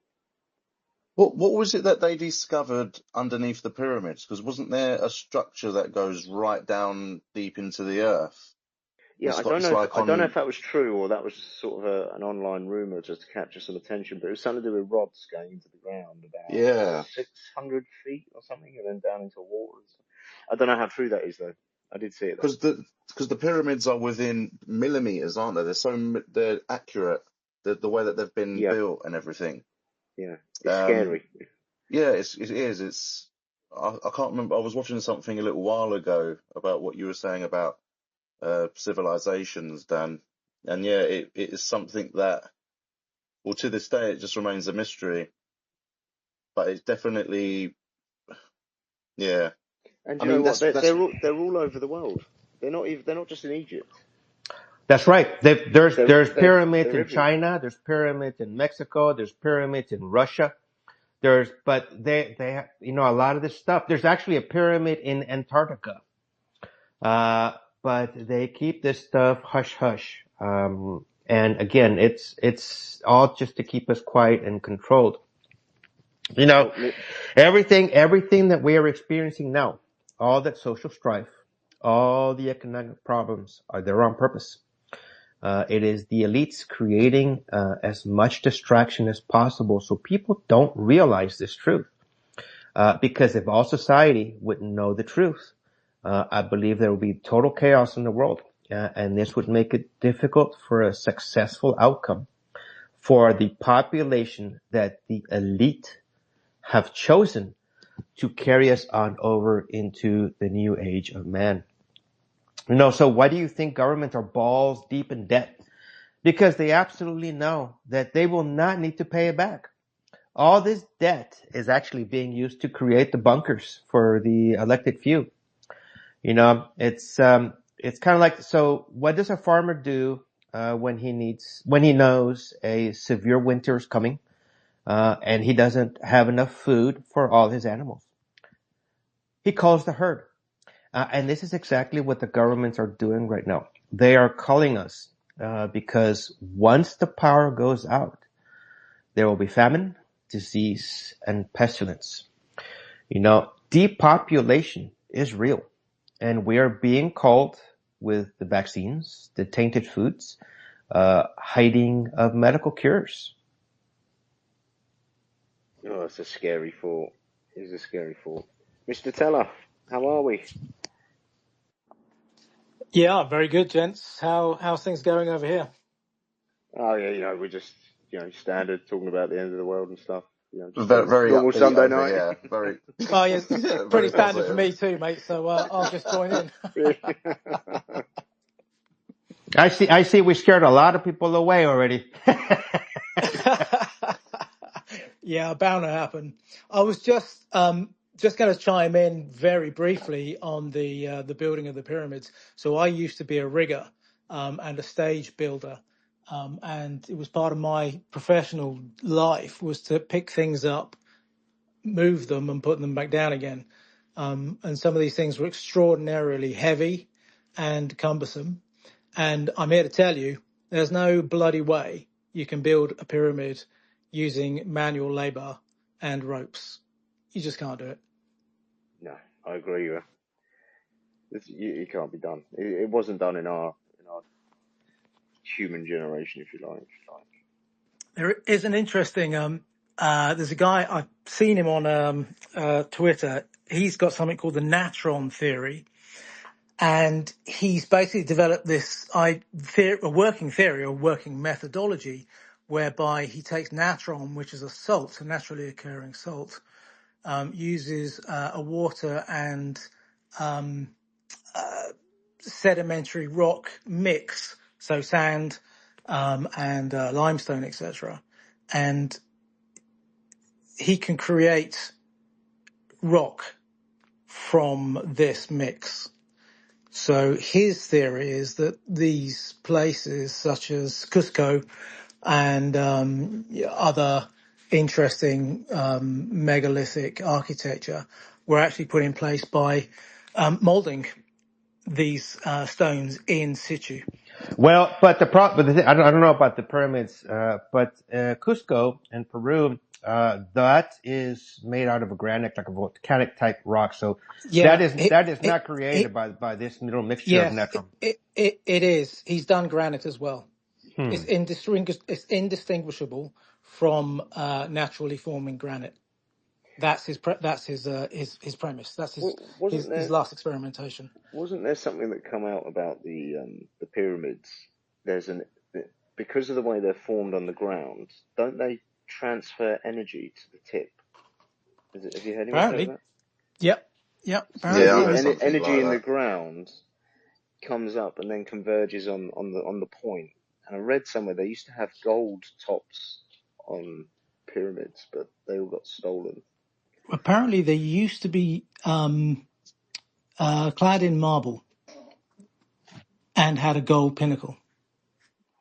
Interesting. Yeah, very interesting. It is interesting because there is chambers inside as well, isn't there? Quite large chambers where I want to try and get the terminology right, but was it like gas they predict that was in there, or that something used to happen in there? I don't know. I'm not an expert on the pyramids. I only know from watching the Discovery Channel. But it's interesting. Oh, it's fascinating. Yeah, and the more you look into it, the stranger it gets. Yeah, and I wonder if these structures, given Live Free's awful tiers of cycles of humanity or cycles of Earth, even, I wonder if they actually are some sort of residue from history, and everyone's just got wiped out. There's I completely get where Live Free is coming from, but I have a more optimistic view than the end of times, and that being that we are the cycles that he's mentioning are repeated in many different places across the world, and many different legends and mythos. But certainly the Hindus in the Sanskrit texts speak of the yogic cycles, and they occur in the same cycle as what Live Free has just been talking about, i.e. 12,000, 24,000, 36,000 year cycles. And we are currently on the up rather than the down. And from that sense, it's a very positive point of view. Yeah, what do you mean? Elaborate here on the up from the down. what do you mean? I don't know if that's good or bad. So, according to the yogic cycles, they are a 24,000 year cycle, and that's how long it takes the solar system to track once around the entire rim of the galaxy. And during that turn, the solar system dips up in and out of the plane of the ecliptic, which is the mass of material that forms around the singularity that is in fact the center of the galaxy, a supermassive black hole. And that the theory is, or the idea is, that the mass of material that sits within this plane obscures the emanations from galactic center, which goes very much towards what Liv Free was talking about earlier. And there comes a point where this solar system comes out of the obscuring mass of the plane of the ecliptic and is exposed to the radiation emanating from galactic center. And we've been inside the plane of the ecliptic for the last, I think it's 2,500 years, maybe. It's roughly about that, maybe 3,000 years. So we in our collective memory haven't been in a period of time when we've been in the free space above the plane of the ecliptic. And the yogic cycles basically state that when we are in that free space, we become much more intelligent and much more spiritually aware of ourselves and the rest of the universe. Well, I don't know about increased intelligence because all I see is increased stupidity out in society. So Yeah, we're in We've been a in the shadows too transition long, haven't we? phase. That's why we've been in the shadow too long. We need to go back into the Exactly. light. We're still suffering from that hangover, and slowly but surely, we are pulling ourselves out. Man, I'm very optimistic. this is some scary stuff, guys. Like Well, the universe is a dynamic place. Nothing is if set. you know if what? this was like going to happen, if this is a real thing, well, I'm not saying it's not. I'm not saying it is. But I'm just saying it's just some pretty scary stuff. You know, I like I said, when I first learned about this, when we said in a previous show, I went to some dark times. Then I went into some, almost depression type situation when I learned more about this. But then I realized this is where your spirituality, comes and supports you, and it actually strengthened me in that aspect of it. I'm not, Indeed. whether it happens tomorrow or it happens 5 years from now, I have no doubt in my mind. I do believe in reincarnation. I do believe in the reoccurrence of the soul. So, so whether I look at it life as a game now, like a Monopoly game. This series of games or game that we're playing right now, it's going to end, but we start another one, and we start from scratch again, trying to learn stuff and hopefully, get, a little bit more spiritually advanced next go around. So I don't, when I look at it like that, we don't die, or I don't die. We transition. That's all it is. We get rid of this costume and we transition into another costume. So So to me, that helps me out a lot. let me get this right, Live Free. We've just had about nearly 2 hours of conversation about death and the end of the world, and your conclusion is life. Absolutely. As is Absolutely. mine.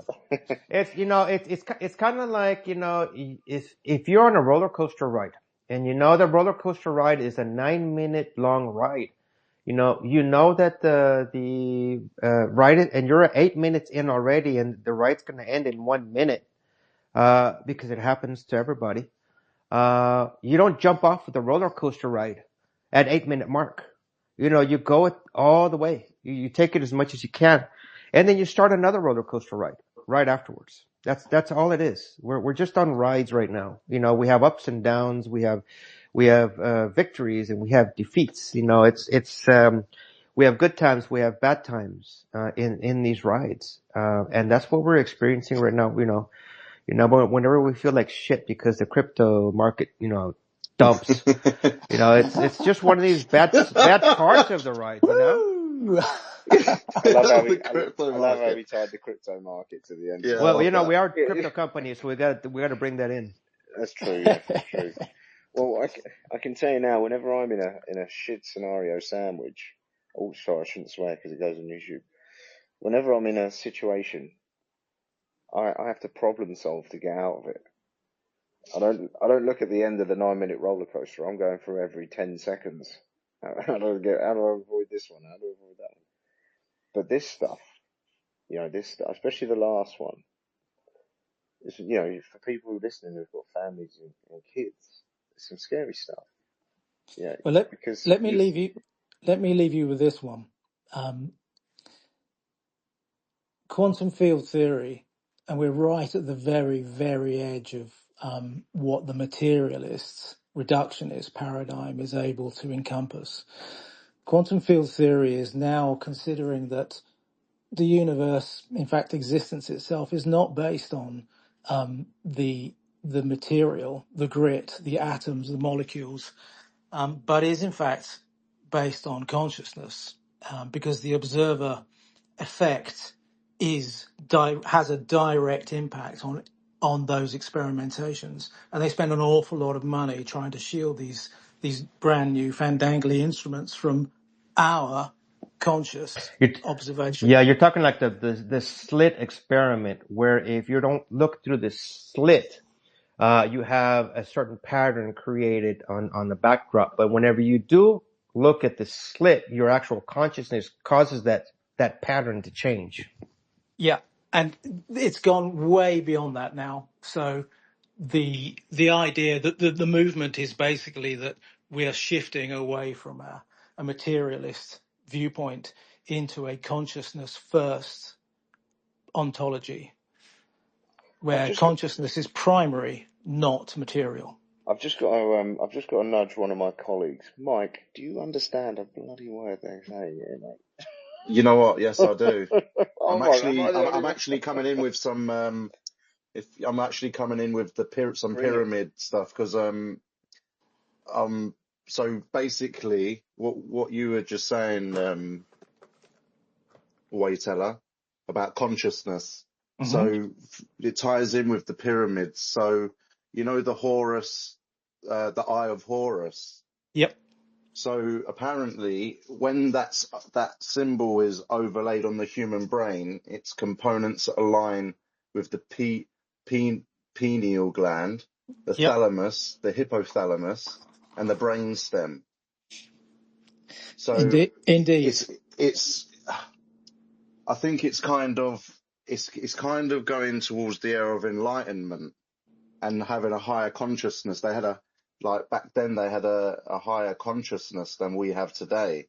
Because obviously today, nowadays, we can't actually access, it's not, I suppose we can, but with all the different foods that we eat, there's a lot of dampeners that stop the, is it how do you pronounce that? Is it, Pineal, I would say pineal. pineal? Yeah, pineal. pineal gland. Pineal. So there's a lot of things that dampen our pineal gland. You know, There's a That's lot like, of it's like a, interference. to that, Yeah. yeah, there's a lot of people that say that fluoride will do that, and there's other products that will do that. But my question, or what I would bring up is, if people know this, then you would think there'd be a lot more, shall we say, um, enlightened people walking around this earth. But all these people that are shooting out this type of stuff, those guys are way from being enlightened. So I would take it kind of with a grain of salt with some of that stuff that you read. But there is definitely a lot of stuff about the pineal gland, about consciousness, seat of consciousness, and stuff like that. So yes, but don't believe everything you read, because a lot of that again is part of the distraction mechanism, the disinformation mechanism that these elites are pushing out. So yes and no. My personal thought is just go through your own life, what you feel is best for you, how you can improve yourself. Don't go out chasing rainbows, because you can never reach them. But do the best you can to improve yourself and your family, and just go from there. I mean, that would be my thing. Don't completely change your wife for that. I'm sorry. Go ahead. Livery, let me just say, I've been looking into this for a very long time, and I practice a lot of meditation, martial arts, all sorts of things. Very, very embodied practice, and it has led me to an inevitable conclusion that there are many things that we have been told that are not true. And we need to be very much more of have a sovereign understanding of who we are, and be as authentic as we possibly can all day, which is why I love coming here, because you guys are, you're on it. It's great to hear people just having conversations that carry weight and carry meaning, and people are trying to achieve something, even if it's very small. So I do love what's going on. So what I will say is that I've been writing a book. In fact, it's It's a 4 part. It's a tetralogy, and I'll be bringing it out early this year. So I'll keep you all engaged in this, because this is where I come from. This is the topics that I really enjoy.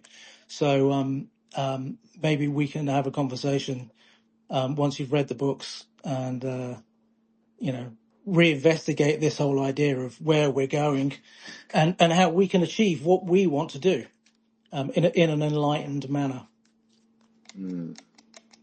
oh, I like that. Have you got any, so when's the first book coming out? I'm getting I'm doing a final edit now on the first book. I'm hoping to come to sort of publish. It's all going to be self-published because I have to go the other way. Oh no, that's not. That's not. I'm on it. Hang on, bear with me. I just threw it up there quickly. I'm already going through your feed. You keep That talking, one I'll put it there up. that's fiction. Got it. Okay. Do you want me That's to the take that one precursor. down? No, you can keep that one up. It's fine. But the actual book, which is non-fiction, will come out. I'm hoping to achieve it sometime in the next, I don't know, 6 to 8 weeks, and then carry on going. And what's like just a brief summary of that, just like in a nutshell, for those In a that would nutshell, read the book. that we live in a universe where consciousness comes first, and the materiality of the universe comes second. And it's not the other way around. We're not looking for ways to imagine or understand how consciousness emerges from the grit, from the material aspects of things.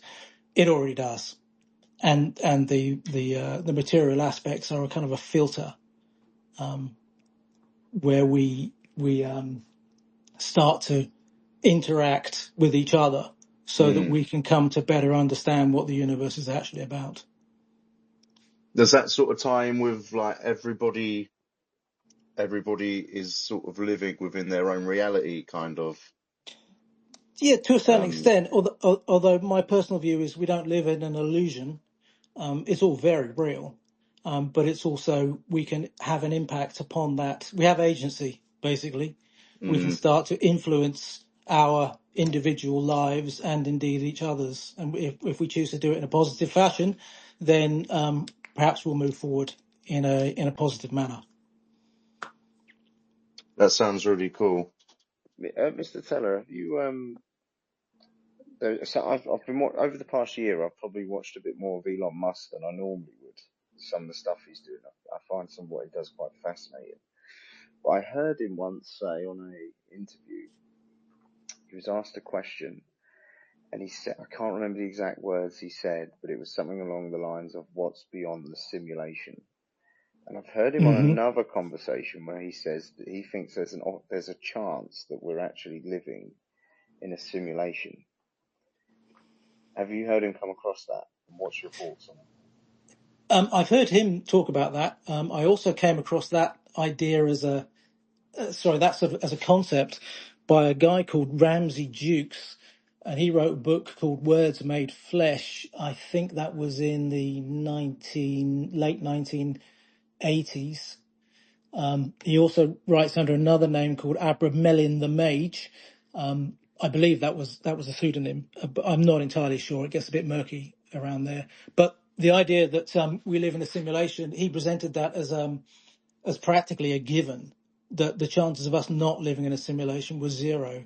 But to me, it doesn't really matter.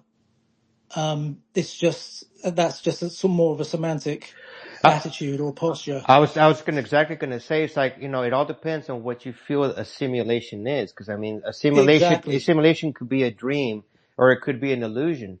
And Yes. most Buddhist philosophy is we are living in an illusory world.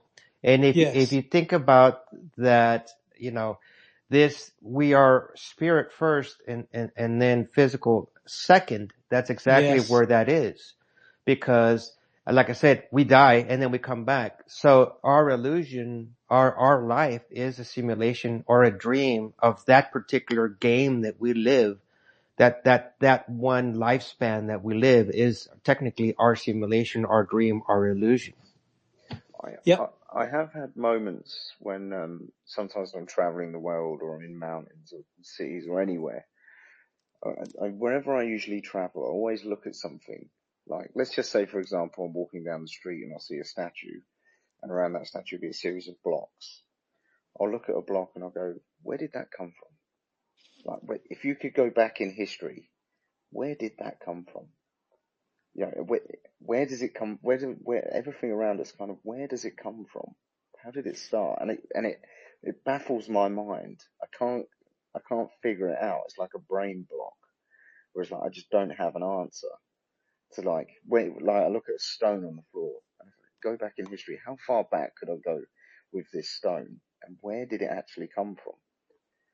That actually bugs me. Yeah. Well, these things have bugged me also for a very long time, which is why I've spent, a good portion of my life trying to think through them. And I'm not saying I've got the answers, but I'm giving it a good go. I think that's all you really can do. I mean, Absolutely. what was the Big Bang at the start of the universe? Was it 13.8 billion years ago? Was it something like that? Was that? Well, Yeah. I suppose the time doesn't really matter, but No. it was like, well, what was before that then? And then, has there ever been a start, or has it just existed?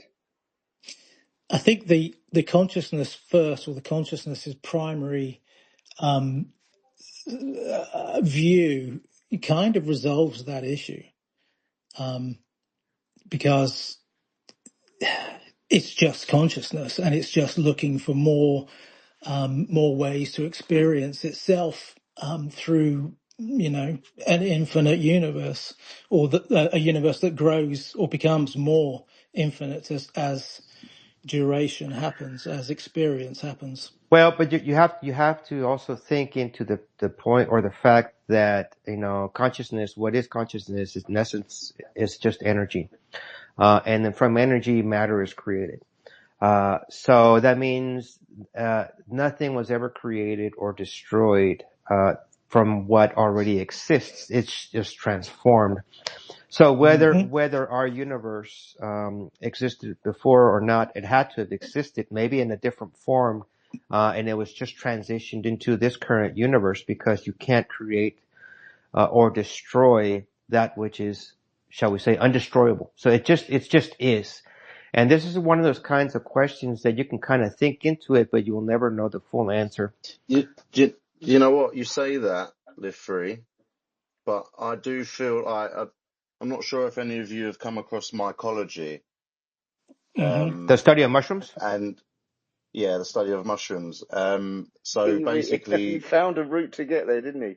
He found a route to get there. This is something that because I actually wanted to study mycology. Because obviously everything that under the ground is connected by like mycelium, which connects everything to it's all connected. I have heard of that before, yeah. And obviously, as we all know, mushrooms, they produce psilocybin. There's psilocybin there. Well, some of them. Yeah, some of them. But they're I do feel, because they were doing studies, weren't they, where they're putting people on psilocybin to see because there's been a lot of sightings, or when people go on sort of trips, and they're trying to see if they see the same thing when they go on these trips. You mean like a joint experience? A joint experience, yeah. Because they come across entities, and these mushrooms are from the ground, so it's like they hold like the secrets of the kind of universe sort of thing. Where so hang on, so you're saying that these hallucinations done in a joint group, by them being the same, means that it's real? Yeah, that's because if everybody sees and describes the same thing as individuals, but when they're on their individual trips, but they're seeing the same thing or interacting with the same thing, it's like, well, that makes it real. That makes it, there's something there. It kind of has to be, because... It has to be. Yeah, because they're all seeing the same thing. But then the thing is, because these are like one-off experiences that somebody would do, or, because I think if you was to say the word drugs, in general, it all depends on the way you approach them. If you approach them to go out and have a party, then it's sort of a waste, because you're not really delving into anything there. It's like a wasted experience. But if you have a sort of goal in mind, and you're trying to genuinely ask questions and figure things out, then things like that sometimes could be a guide to point you in the right directions. And it's very I was going to say it's very scary, but it's not actually scary. It's what's the word? Exciting.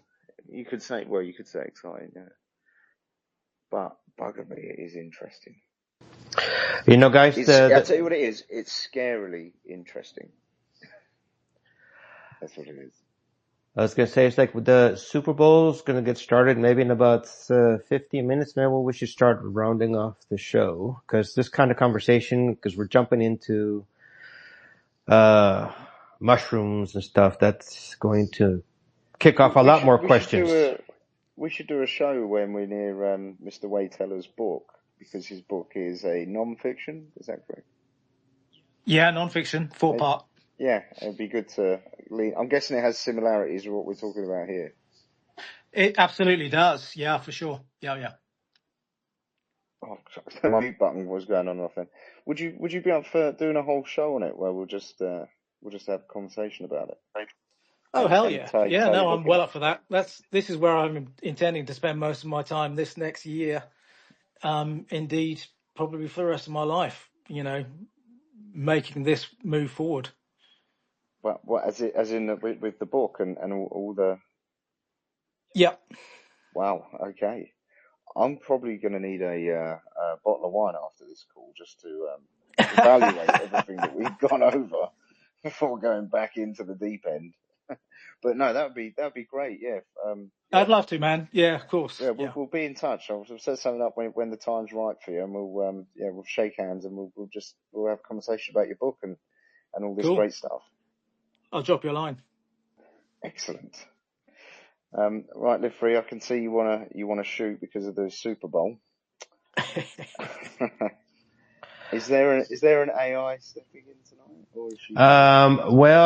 Just for the one little section, this hot young lady is going to talk, and then I'm going to play just a little lift me up kind of music.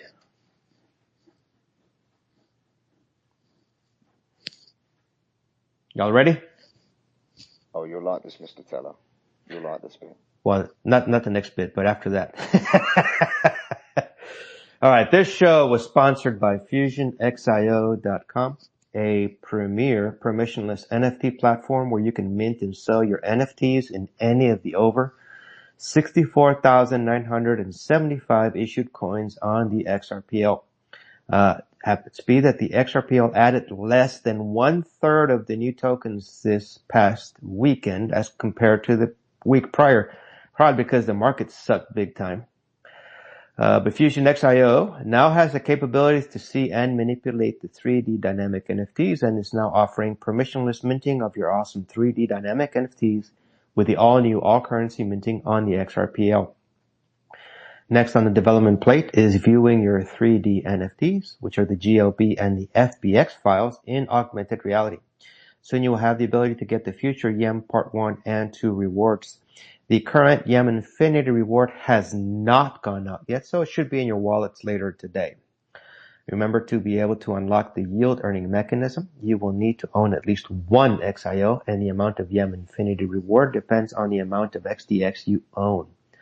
Currently, there are 284 holders that have at least one XIO and are eligible to receive all the YEMs.